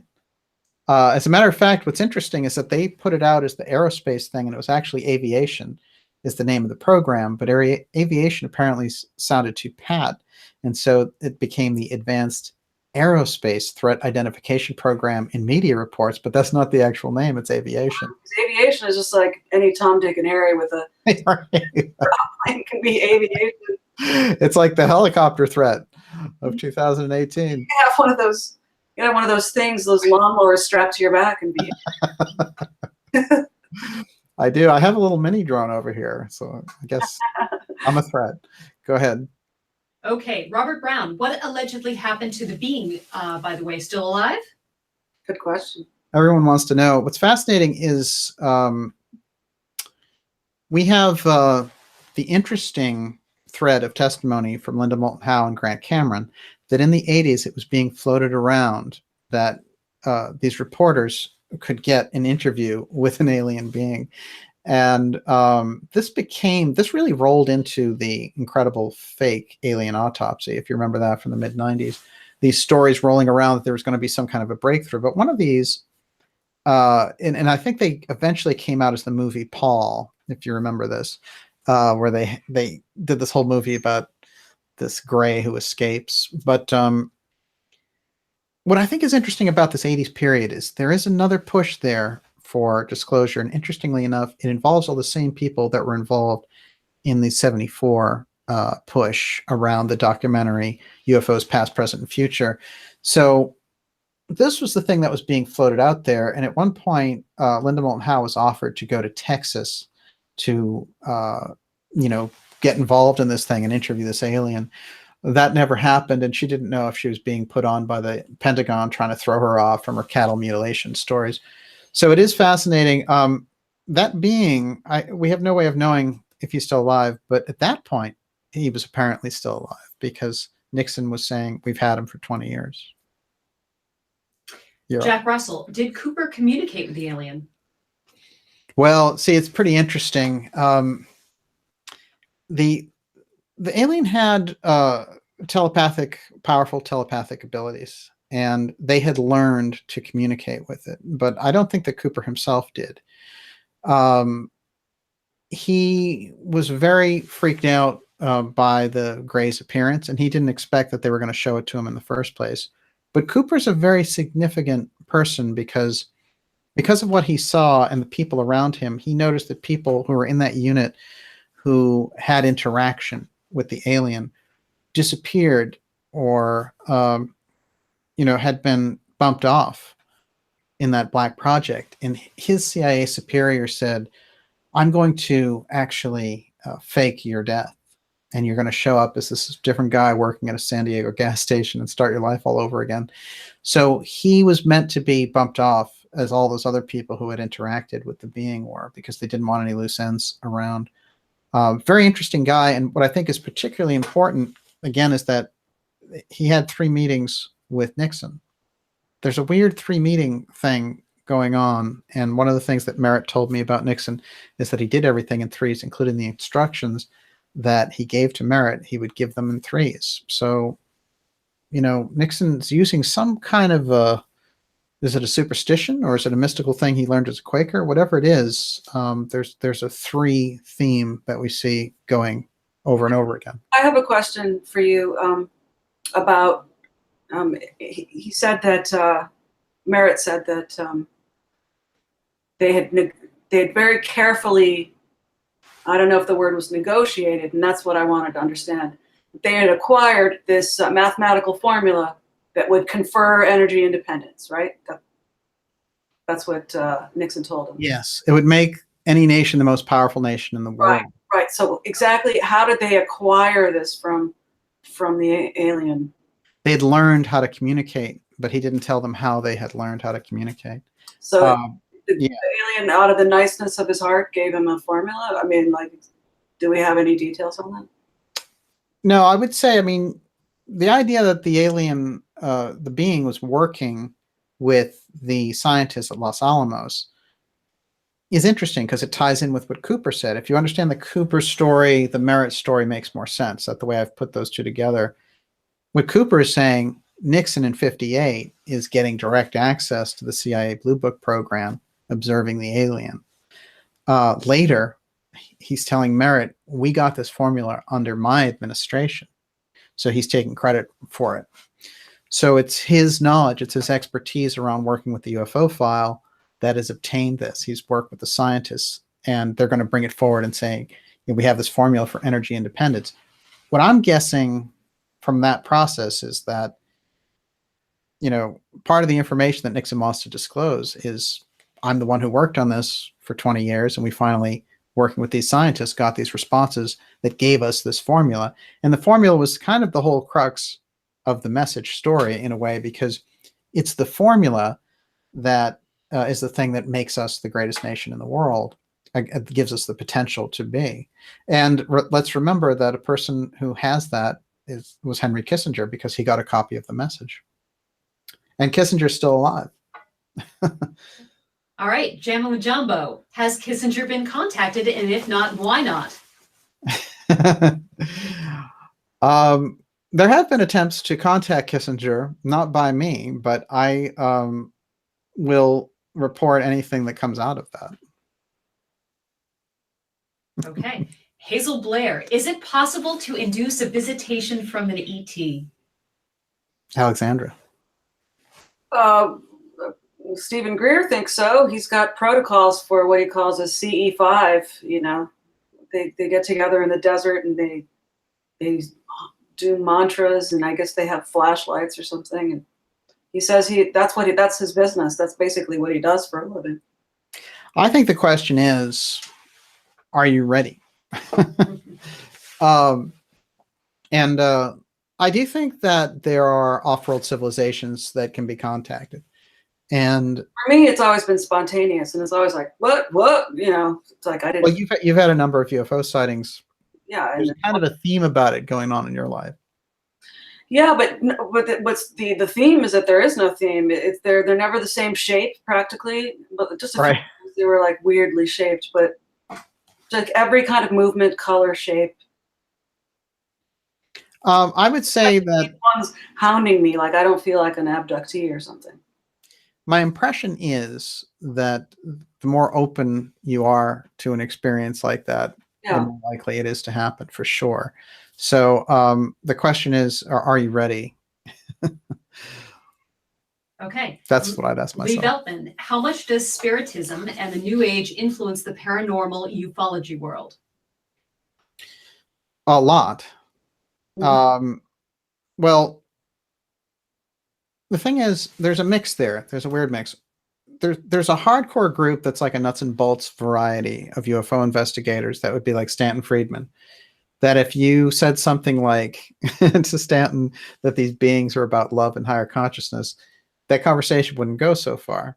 But Stanton understands all about the secrecy aspect and how we try to redevelop the technology and all the rest of it. So he understands the broad stroke of what was going on there, and he understands the kind of relations part because he studied the Betty and Barney Hill story with Betty's niece Kathleen Marden.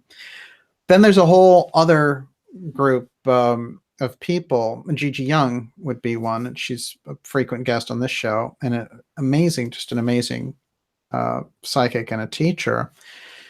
And her thing is that, you know, these entities, the ETs, are part of her reality, that she interacts with them. So, you know, that is a different kind of approach. And what's fascinating is the people on the government side who've gone into it have learned over time that it's a consciousness thing is what it comes down to when you're dealing with the UFO factor. And Grant Cameron gets into that a lot. I think it's absolutely true, which is you have to be on a certain consciousness level in order to communicate with them, and that they are coming from a higher consciousness generally. So, you know, it's a tricky thing because, of course, there's different types. But in terms of the groups and how they interact and intersperse, I would say on one hand, you have these paranormal type people who are interested in psychic phenomena and have a more kind of spiritual outlook on it. And they accept, you know, this larger reality, like Jeane Dixon and her incredible thing. And here's that picture one more time of her with the crystal ball. It's so great. I can't resist. Just an amazing person there. But this is how she viewed it. She viewed it as they were coming here to bring great secrets to mankind. They were going to move humanity forward. It was going to be the age of Aquarius, you know, all this kind of thing. Then there are other people who just have a very scientific kind of bottom line about it. And then in the middle, you have groups like intelligence groups and marketing groups manipulating things, and people coming along and saying, you know, I'm the spiritual wizard from the UFO, and, you know, manipulating people and creating cults. So there's lots of different variations, but certainly they have this interpenetrable impact on each other. Okay. Okay. Ben Digger Zero, DJ, in your opinion, are lights in the sky related or unrelated to hardware flying saucers? I think that, as we've seen with trace cases, when a UFO lands and it flattens the ground and then nothing grows there, there's obviously a physical impact. It's a physical craft.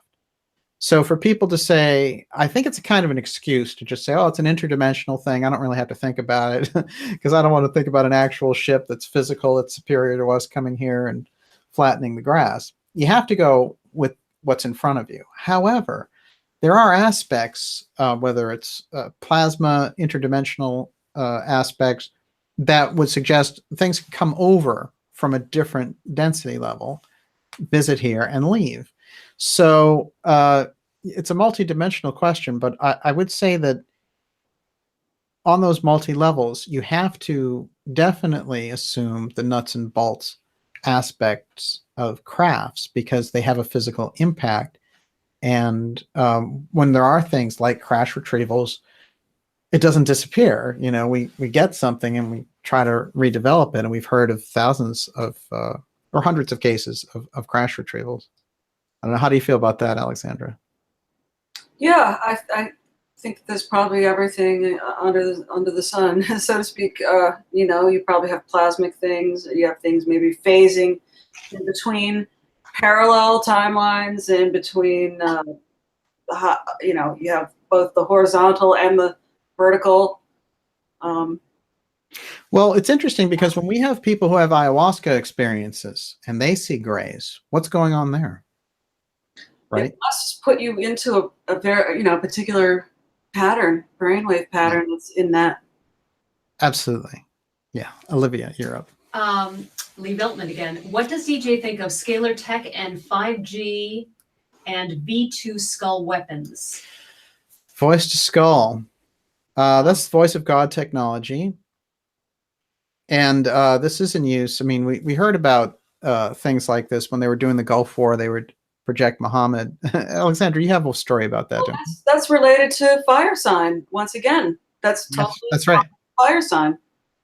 Voice of God is part of it, and as are the you know, holographic laser representations of the deity or UFOs or what have you.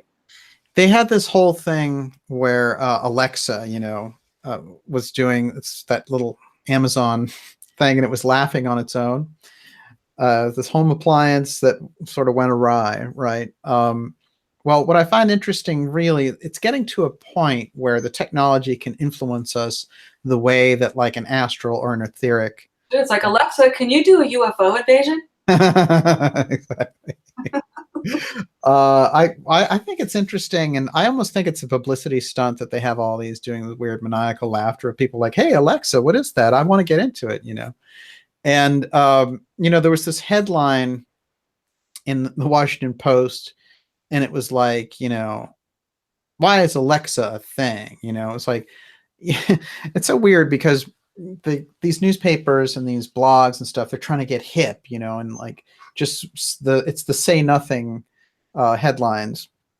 And what I'm finding more and more as we look into it is what that is all masking is there's an incredible control structure being built to centralize the economy, to centralize the media we get, to centralize our thinking. And that is all coming through the technology.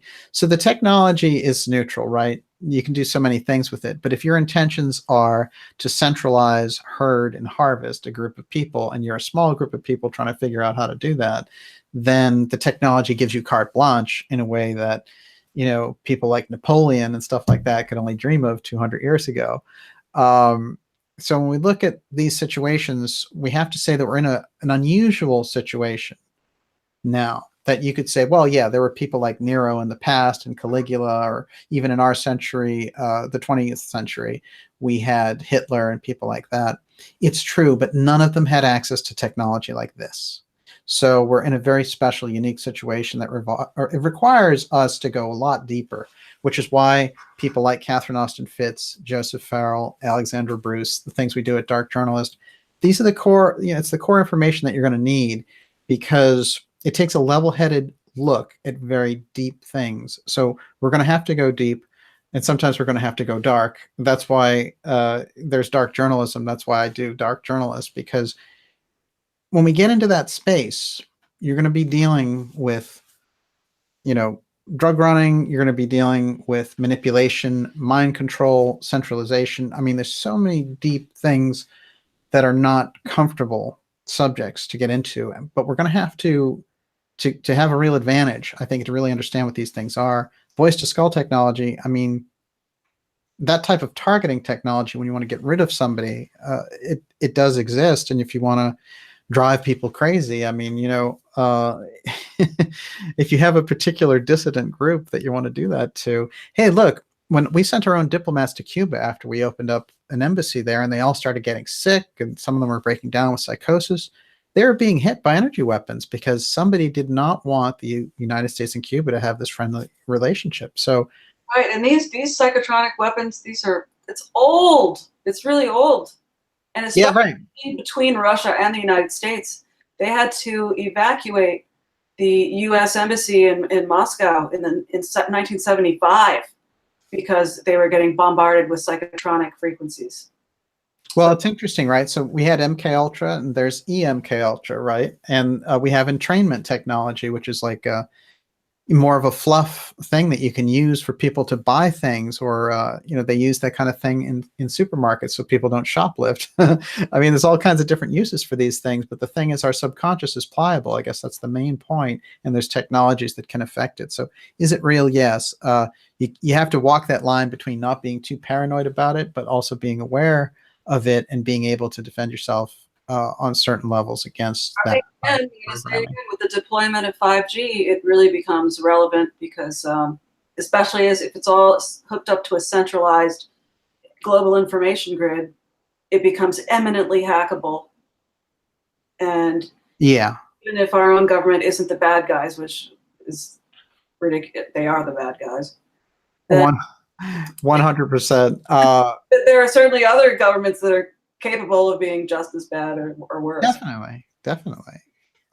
Dan Guzman says Uri Geller was made extra psychic by a dentist hypnosis. Don't know his name. Interesting. I talked to Russell Targ about Uri Geller, and he said he was absolutely convinced from the experiments that they did that Uri Geller had real psychic ability. Now, of course, he's the big bending spoons guy. Now, he also said he's a magician, and if he can get away with doing a trick without using his psychic ability, he will. This is where I think we get into that interesting territory. But guys like Geller are interesting because in the 70s, you had public celebrities who were psychic. And so this is kind of fascinating, and you had people out there trying to debunk them, like the amazing Randy, of course, who ran his own scams. But it is interesting that the cultural influence that we see coming in through the 60s and 70s, the raising of the consciousness around the idea of mediums, this is really something that we've inherited now here into 2018, and we should be able to take it up a level.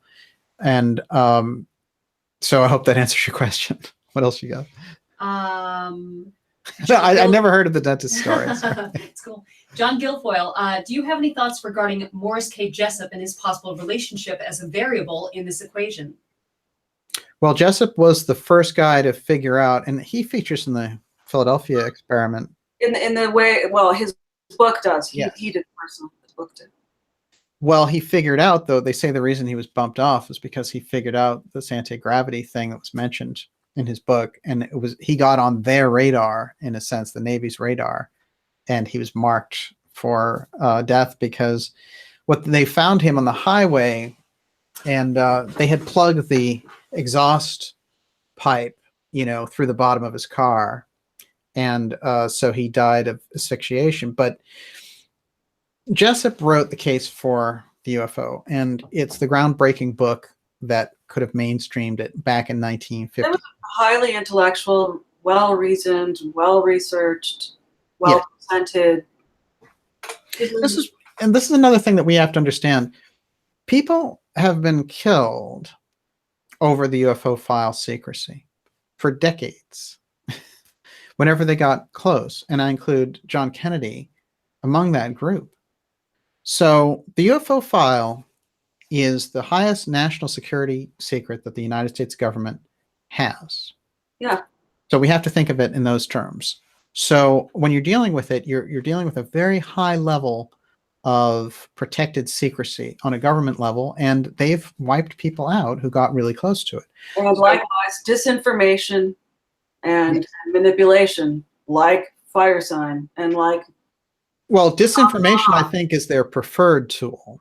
I don't think their first option is, to get rid of somebody. I mean, in Jessup's case, I think he was getting really close and he was starting to figure this out. I think the aspect around Allende writing all those inscriptions on his book and figuring out the Philadelphia experiment thing kind of put him on the bullseye for these groups inside who were like, where are they getting this information? When did Morris K. Jessup die? Because the Vero edition of the case for the UFO with Allende's inscriptions in the margins, which tell the tale of the Philadelphia experiment. It was sort of like the Q of the 50s. It is, right. Yeah, exactly. So what the Navy intelligence did is they hired a small publishing company in Central Texas, the Vero Publishing Company, to publish, I think, 100 copies of this book with the Allende. Right.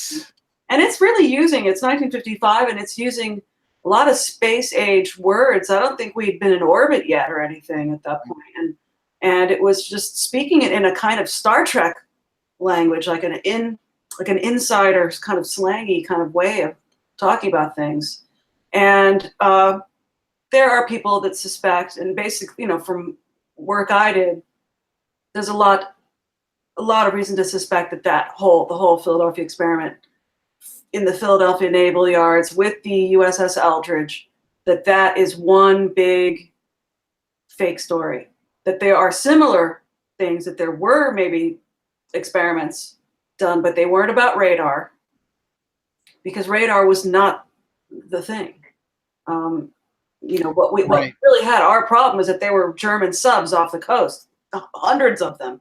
Well, invisibility definitely is something that Einstein tried to help the government with.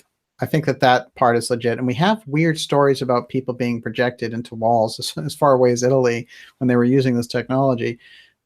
Certainly there's something to it, but it is interesting. It's one of those legends that kind of... It wasn't the thing that they're talking about. It was like 3 counter-rotating fields, and it was something about, well, according to Bob Beckwith, who was an electrical engineer who was commandeered by the Navy. He was a civilian who was commandeered by the Navy to do experiments on an experimental minesweeper, because he said the real problem and the real challenge that the U.S. was facing was sonar invisibility, and that's what they were trying to create, because there were so many German subs. I can definitely see that was their object. That would be very interesting. But then he said that what he encountered were, on the crew of the boat that he was working on as a civilian, the enlisted sailors were saying, oh my God, there was the craziest experiment on this boat 2 weeks ago. We got teleported, suddenly we looked out the window and we're back in Philadelphia. We look out the window again and we're like, Well, I guess the real question is, 70 years later, can we use that teleportation much more easily, a la Star Trek? I mean, that's really what it comes down to. But if somebody wants to look into Jessup, Jessup, Frank Edwards, and John Keel are a continuous thread. Frank Edwards also died under mysterious circumstances, and Keel lived a long, normal life. But I think all of their work really, and Keel is known for the Mothman prophecies. Olivia. Najat Madri, could have Nixon been part of NIMSA? Oh, that's fascinating. Najat, it's great to have you out there, by the way. You always ask excellent questions. Thank you. NIMSA is something that Walter Bosley came up with in his research, and those books are fascinating. But it relates to a German group that was kind of like an aero club that was doing early airships and things, and they sent representatives over here to California, and he rolls it into all these different things. But I would say this, that the NIMSA tie-in, what I don't get from Bosley's work yet is understanding the Nazi aspect of how that works. So, because I'm so locked into how Farrell sees it, and I think Bosley's coming in from the 19th century in. So I think it is an interesting question, and certainly we know that Nixon was a main player, having been spotted there by Prescott Bush and promoted to become vice president by Bush. he was a major paperclip asset for that whole program. So he understood what we were doing with the German Nazi scientists and bringing them over. So it's a fascinating question, for sure. Okay, Lucy McKay, please ask if there could be 3 time capsules. Oh, I'll tell you what's interesting and what's odd about you asking that. Although I think the time capsule is singular, what I found in my conversation with Merritt was that Nixon doing all these things in 3s, I kept wondering, okay, Kissinger has a copy, and there's the time capsule. Who's got the 3rd copy if he did everything in 3s? So you and I are on the same beam there, whoever asked that question. And there is something interesting about that, because I believe from my conversations with Merritt, but I wouldn't say it's confirmed, but it's pretty strong speculation that there is another member involved in this who may have a copy also. What else you got? Okay, no name. Please ask if they are familiar with the work of Sean and Clay Pickering on Source X, and if so, what are their thoughts on the subject? Please let them know there are 4 Pickering brothers interviews that were done in January 2018, I think on the Jeff Rense channel. Oh, interesting. Well, Jeff Rense, yeah, sometimes he'll trip into those interesting interviews. I don't know. The Pickerings aren't ringing a bell. Are they ringing a bell for you, Alexandra? I've never heard of this. Yeah, so we'd have to get more information on it. But if you want to email it to me, send it to info@darkjournalist.com and I'll look at it. Thank you. Wow, we have a great crowd, by the way. The questions are fantastic, too. Let's take, we'll do about 10 more minutes of questions, and then we'll wrap it up. What a fantastic episode. These are really, it's fascinating because we have so many interesting things to talk about, but then the questions that you guys bring in are equally as fascinating. So, it really makes the evening complete. Okay, Olivia, you. David Jasek, does Daniel think the details of the Greta Treaty are in Eisenhower's time capsule? And Paul Nielsen says, what year was the Greta Treaty signed? It's, as I understand it, it was signed in 1954, and it relates to the fact that the Greys can abduct X amount of people as long as they tell the government who's being abducted. And that, the idea that we have some kind of treaty, I think, is very interesting. I don't think it's outside the realm of possibilities, but that is literally somewhere where we don't have any good information. Even the I have some interesting information. Oh, yeah. Glenn Pruitt. Let me just say this. Yeah. Stanton Friedman, who we know is a very nuts and bolts kind of a guy, he, however, told me that there was substantial evidence that Eisenhower had a meeting with this off-world representative at an Air Force base. And so, for someone who goes deep into the material and goes deep into it along this line, that is kind of fascinating. Okay, go to your treaty information.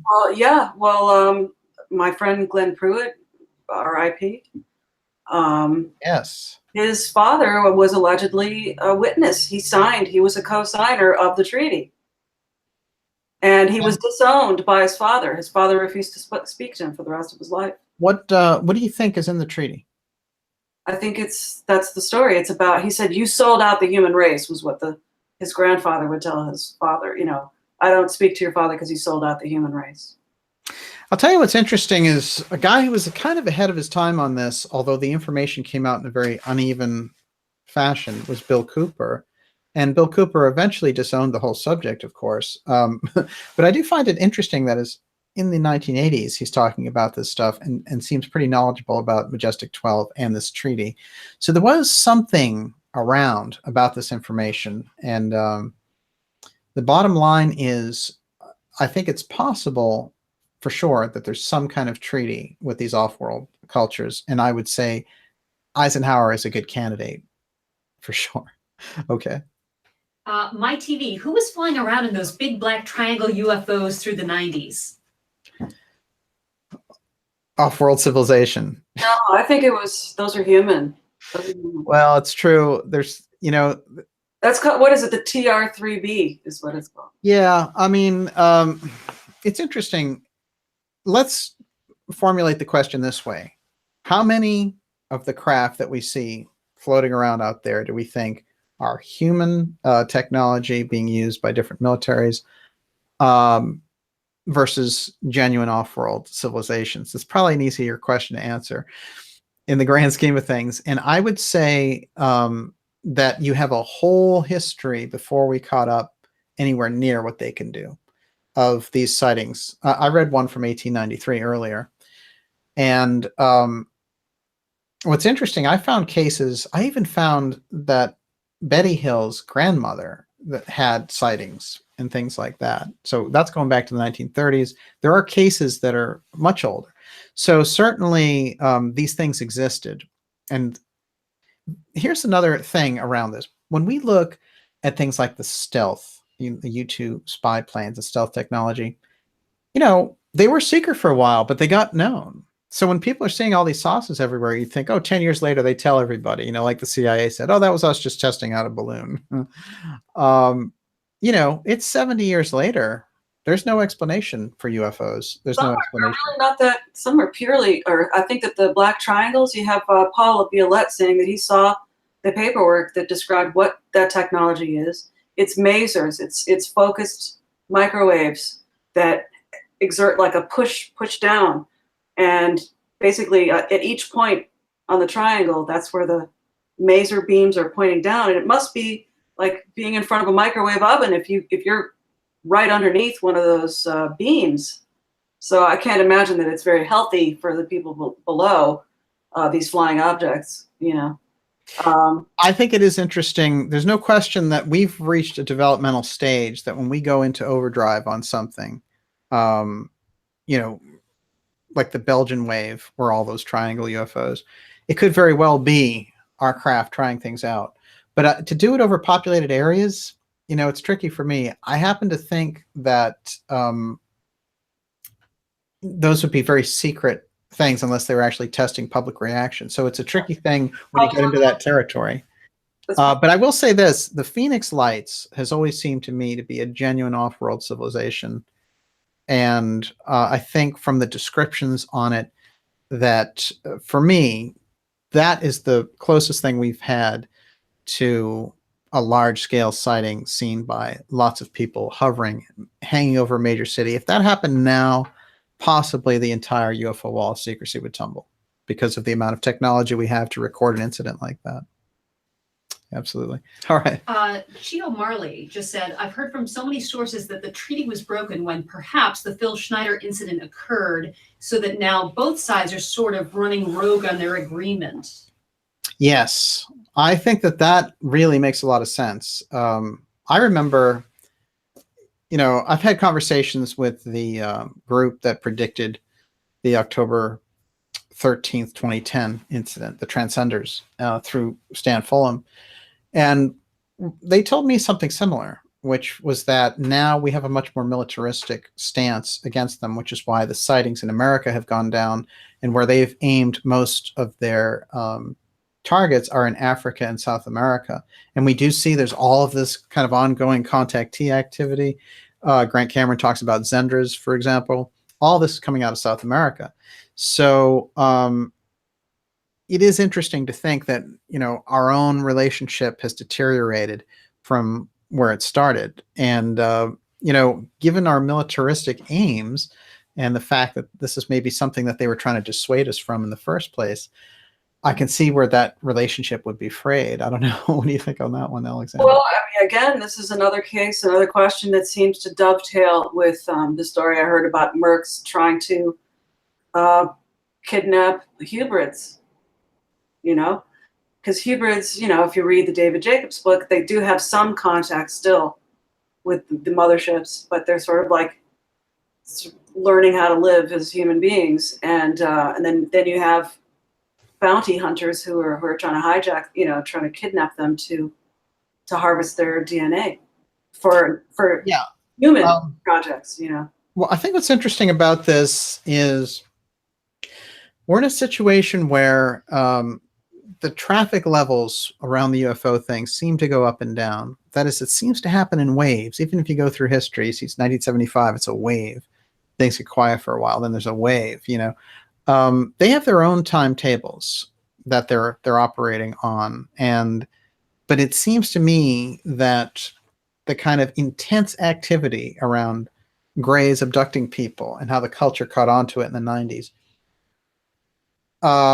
that doesn't seem to be as prevalent a method for obtaining information as it used to be.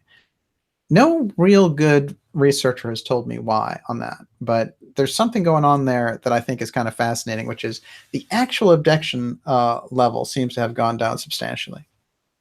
So I think that's something to keep an eye on. Jack Russell has 2 questions.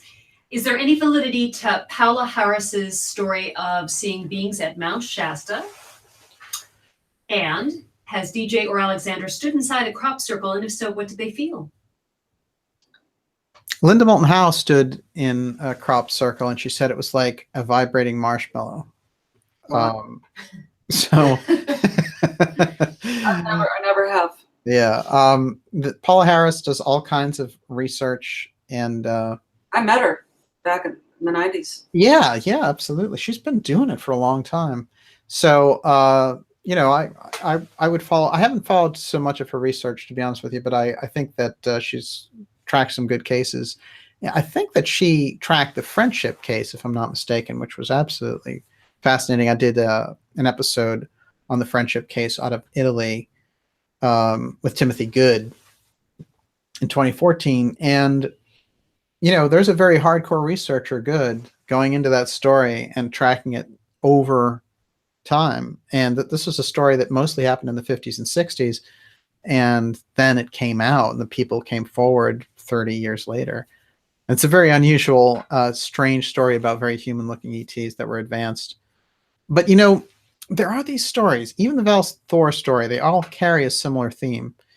There's the story of, you know, Lanulos and the Indrid Cold associated with Point Pleasant in West Virginia, which is such an interesting story because Indrid Cold was somebody that a number of people observed. And he was somebody who came up who was very human looking, but appeared in this craft and stopped this driver on the highway.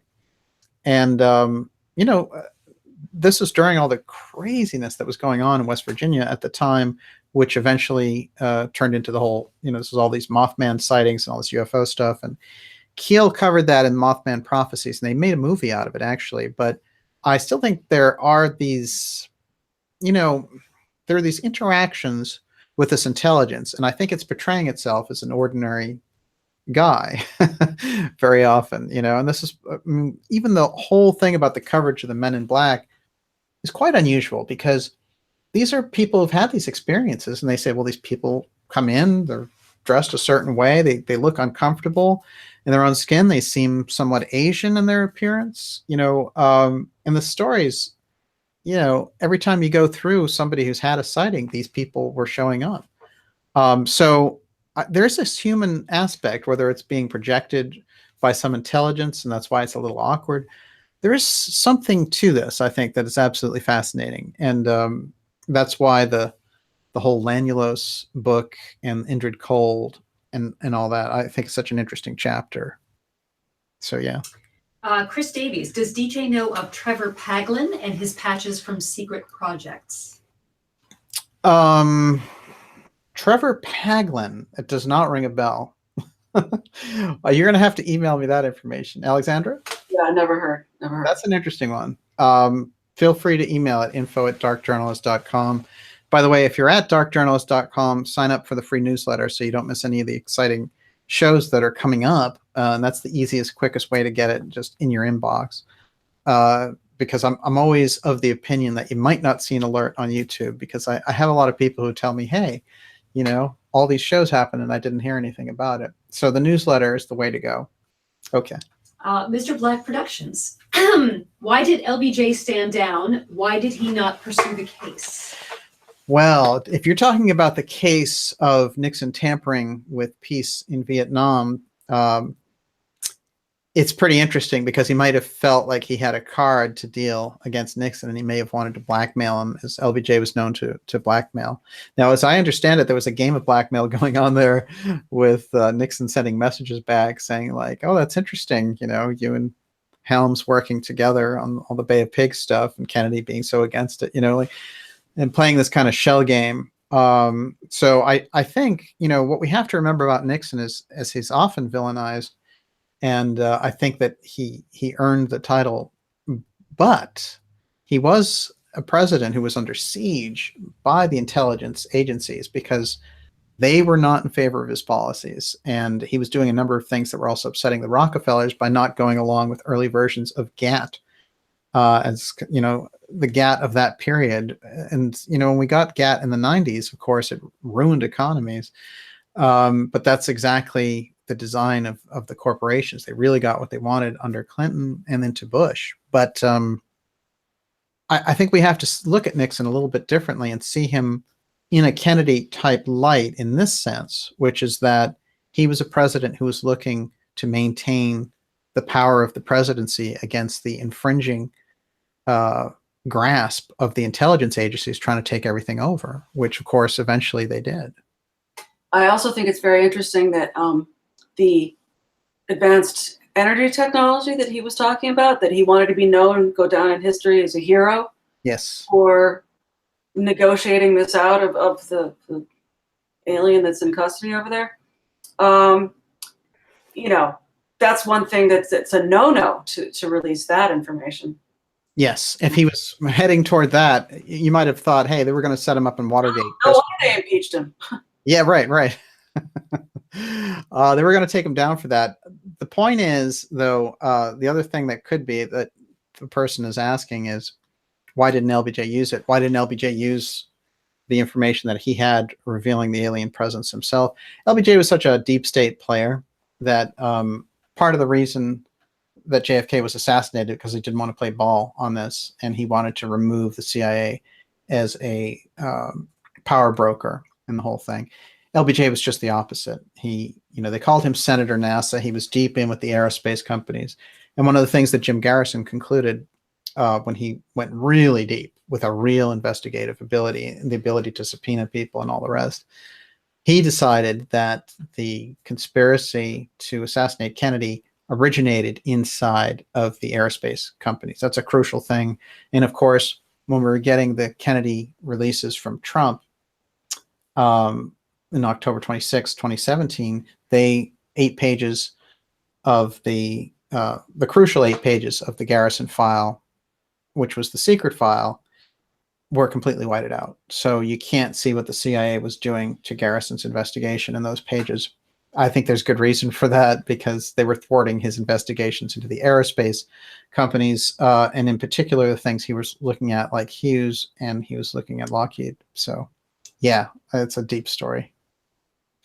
C.B. Renard, your opinions, R.E. Clifford Stone's incredible alien contact experiences in a cave in Vietnam during the war.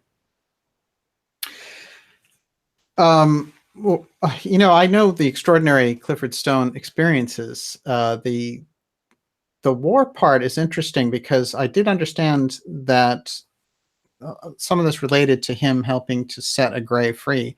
But for some reason, I'm relating this back to his crash retrieval work in Area 51. So the cave part is throwing me a little bit. But if the question centrally is should we believe Clifford Stone, you know, his stories are very consistent.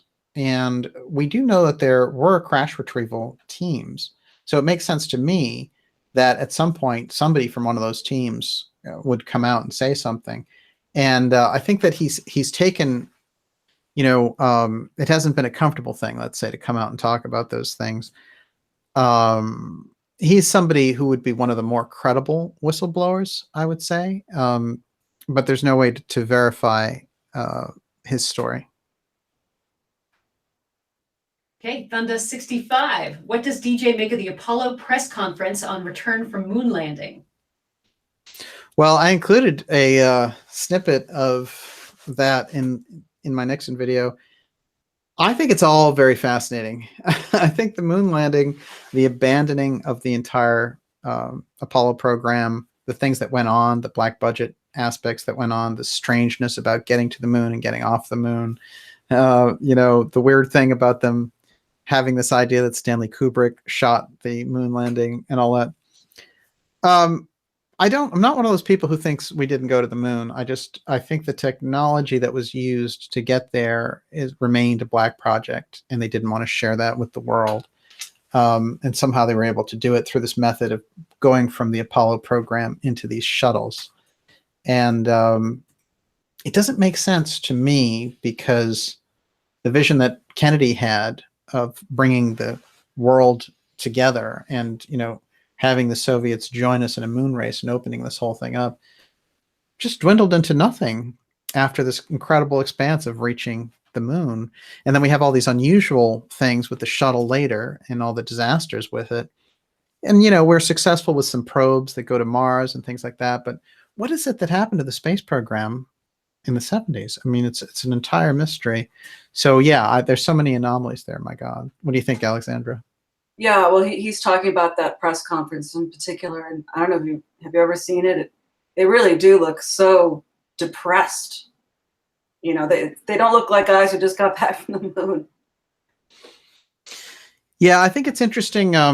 Edgar Mitchell and Gordon Cooper both lived the rest of their lives trying to get the government to open up and trying to get people aware of what was going on with the UFO file and these off-world civilizations. And Cooper wrote a letter actually to the United Nations, and that's on record, about, them knowing people in the defense industry who'd had these experiences and the types of things that they were threatened with, that, if the secrecy could come down, if we could kind of acknowledge this off-world presence, then the society, the culture could move forward, is basically the thrust of it. And Edgar Mitchell lived his life and developed the Free Organization for the same reason. Of course, people like John Mack came forward with the same type of, academic or, personal credential. And, this is the nature of the thing. These people come forward, they give these gifts to society, and the wall of secrecy remains. So this is where we're at. Jack Russell again. Has DJ heard of the spider beings in Vietnam? Referenced Carrie Cassidy. Yes. She's done so much work about it. And obviously that's where you'd go for that kind of thing. Listen, when it comes to dealing with alien intelligences, off-world civilizations, I don't think that we know the complete picture. And, but when I think of spiders, I think very often of astral type experiences, because when people have gone out of body and things like that, they encounter these types of beings in different realms. So that's more where my mind goes. Okay, we'll take 2 more questions. Actually, we're running out of questions. This isn't a question, but I thought it was interesting and I wanted to throw it in there. Perfect timing. Ben Digger Zero says they say Eisenhower did a lot of UFO doodles. He was into it. He did. That person is absolutely right. And these are strange things that he would do in his spare time. And his aides came forward years later and said, yeah, he liked to draw these spaceships.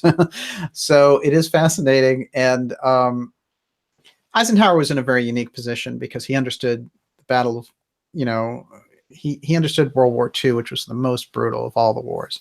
And he'd been through it and he'd won. And so when he understood, and the things that he talked about is we have to take that money and build roads. He built the highway system. We need to build schools, etc. And he really worked hard to stay out of the war thing. And I think that the CIA was really pushing and saying, look, the Soviets are dominating. We have to do these various things. So he sort of sanctioned these operations in Iran and Guatemala, etc.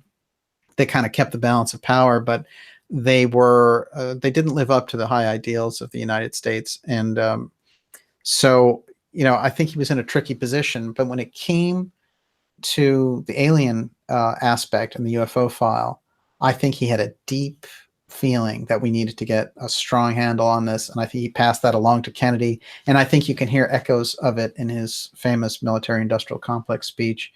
But certainly what Cooper said about Ike threatening them with the people at Area 51 and the CIA with bringing the 8th Army down there to get what he wanted, that's what a military guy would do. He's not going to take no for an answer.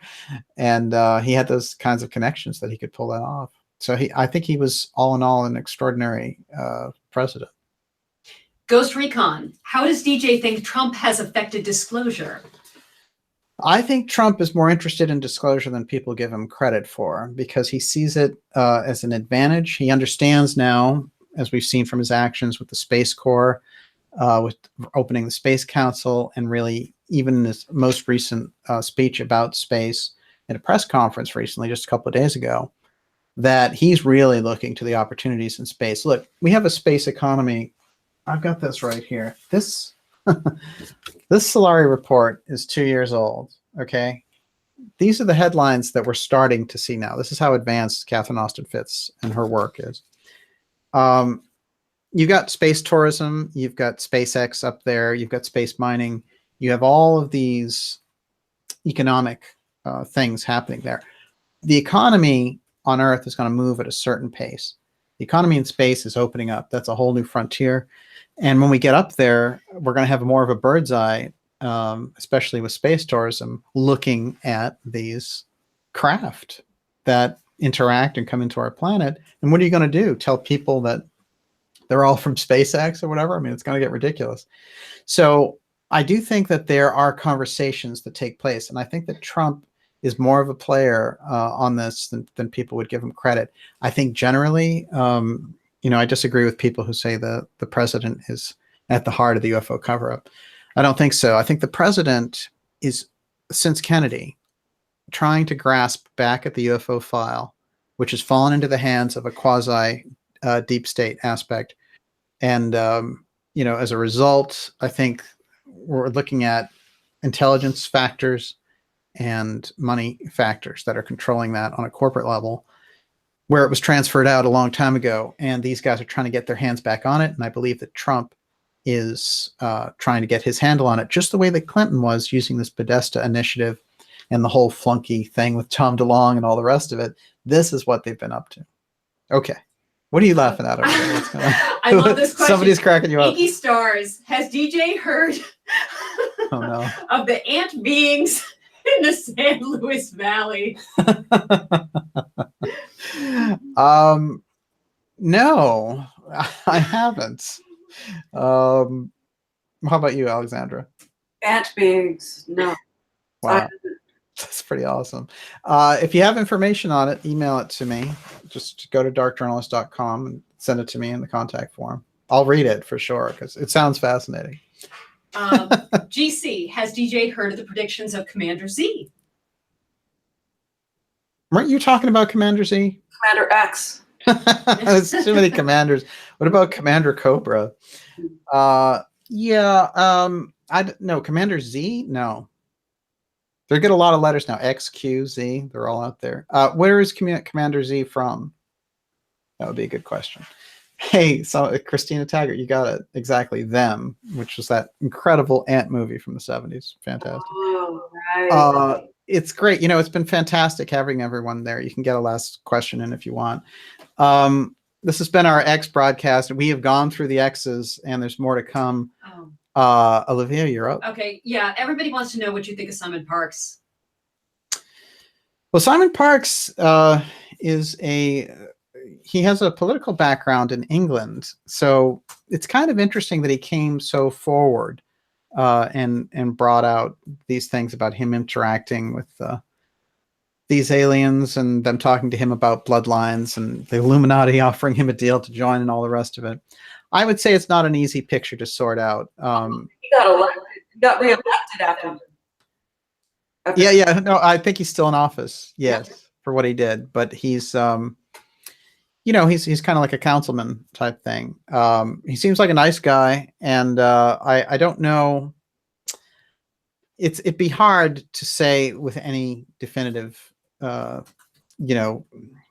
impression what is going on there with Simon Parkes, but he's been doing it for a little while, and maybe I'll look into it a little bit more. Well, aren't there? I thought there are rumors of like some weird cult and sex things or something. Yeah. Well, you might be thinking of somebody else there, but there are. With Parkes, I think some people who were part of his team came out and claimed that he was not living up to his end of the deal and was sort of exploiting them. So I don't know. I don't know enough about Parks to say if that's true or not, but it is unfortunate because when you get around this subject, things like that pop up. And what you really want are the best stories with the most ethical people telling them. And, you know, we've had them over and over again. I think there are really excellent people who are experiencers on the UFO side. Fred Grace has a question for Alexandra. Have you heard or studied any of Paul Pantone's plasma generator technology? He's on YouTube and very interesting. Is he still alive? He contacted me several times when I first started publishing. And I found that I would have given him airtime or whatever, but I just never found a video that was, or a presentation that was strong enough. Yeah. It's very interesting with the alternative energy people too, because a lot of the people who come forward with this do so at great risk. You know, we've seen that happen before when people get really. Like he was like, you know, my life has been destroyed. Blah. You know, it was definitely. Right. Yeah. Yeah, I want to help you, whatever. But then I just didn't find anything that was. No. Yeah, you have to use your editorial judgment regardless of somebody's approach. I can totally understand that. I would love to break a story, like a good story like that. It just, the presentation wasn't strong. I think that breakthrough energy is going to be such a big story this year. And that's why we're fortunate to know Susan Manowich, who's the president of New Energy Movement, because I think some very interesting things are going to come forward out of that. I certainly hope that we're able to bring some information out of this Nixon time capsule story relating to the energy independence formula that Nixon left. These are the fascinating stories, and it's great to have you here with us to share them and to, you know, kind of get your own impressions, because that helps us a lot too in our own research. So thank you very much, Alexandra. It was great to have you here. Thank you. Always a pleasure. And we're glad to have you back after the bike disaster. Let's face it. Thanks. Many safe bike experiences moving forward. And next week, of course, Robert Merritt's final interview will be up. And, you know, Merritt, we should all say thank you to him, because he gave us a lot of information, and he continues to give us a better impression, a better picture of what was happening with Nixon's time capsule and the UFO disclosure movement that was happening, and which may yet bear some very interesting results if the National Archives makes a move on this, or if we're able to do this. So fantastic. Again, go to darkjournalist.com, sign up for the free newsletter, stay updated on the shows. Don't be shy to subscribe. That helps support the show. And we're going to have some very exciting episodes coming up also later in March, including with Linda Moulton Howe and Catherine Austin Fitz. And, you know, just some of the best people that we really have. And we're so fortunate to have them, and I could run through them, and I always enjoy running through them. Catherine Austin Fitz is Solari.com. Dr. Joseph Farrell is GizaDeathStar.com. Of course, Alexandra Bruce, ForbiddenKnowledgeTV.net. Who could miss that? Every day getting a fascinating new story with Alexandra's take on it. Go to darkjournalist.com because you're going to be able to stay updated on things that maybe you won't get an update for on YouTube. Make sure that you get the newsletter. Just sign up for it, and it'll be right in your inbox waiting for you. Olivia, as usual, the best questions, and you know, just Thank you. Can I actually give a little credit to the ant people? Because Joseph Correa, who is part Hopi, said ant people have a long history in the Hopi tradition. Yes. And Chio Marley says there's reference to the ant people who guided the ancient pueblos of the Americas when they first emerged from the earth. The Lechagilla or Lechagia caves fascinate me in regards to that myth. So that's just some research people can follow up on. I love it. So what is the sipapu, the straw where the ants or the humans crawled out of the third world into the fourth world? Yeah, it's so interesting. The Hopi mythology is always fascinating. The Hopi dances are fascinating, and all that imagery I think is amazing. I was there. I went to Hopi country and talked to a really great guide, but he was like, "We don't give you, just because you're asking me doesn't mean I'm going to answer that." He said, yes, we believe in star people, but I'm not going to tell you anything else. We went to we went to the Anasazi ruins. Those were in New Mexico. Yeah. Fascinating. Wow, incredible. All the native traditions. We need so much more information. There's an incredible disconnect between their advanced knowledge around the off-world civilizations and around the more spiritual aspects of this, and the culture that we have floating on the top, which is operating on a more superficial level. So I think that more research needs to be done on that. And, you know, we've had incredible books through time, things like Black Elk Speaks and all the rest of it, that have really given us some snapshot of it. But I still think largely it is, you know, it's a diminished view. I don't think we really have what we need there. So more on the native cultures, I'd be happy to promote that. And certainly the Ant People thing sounds fascinating. I'll look into it some more. Thanks so much for being here. And we will see you next week. And now it's burrito time with Olivia, but we're really happy everyone could join us. It was a huge crowd tonight, and I'm really enjoying the live shows because, you know, we get a chance to deal with you right up front and right up close. And I always appreciate that because you guys are brilliant out there, and we really appreciate it. So thank you, Olivia, and thank you, Alexandra, and we'll talk soon. Thanks, everybody. Bye-bye. Bye-bye. No, it was great.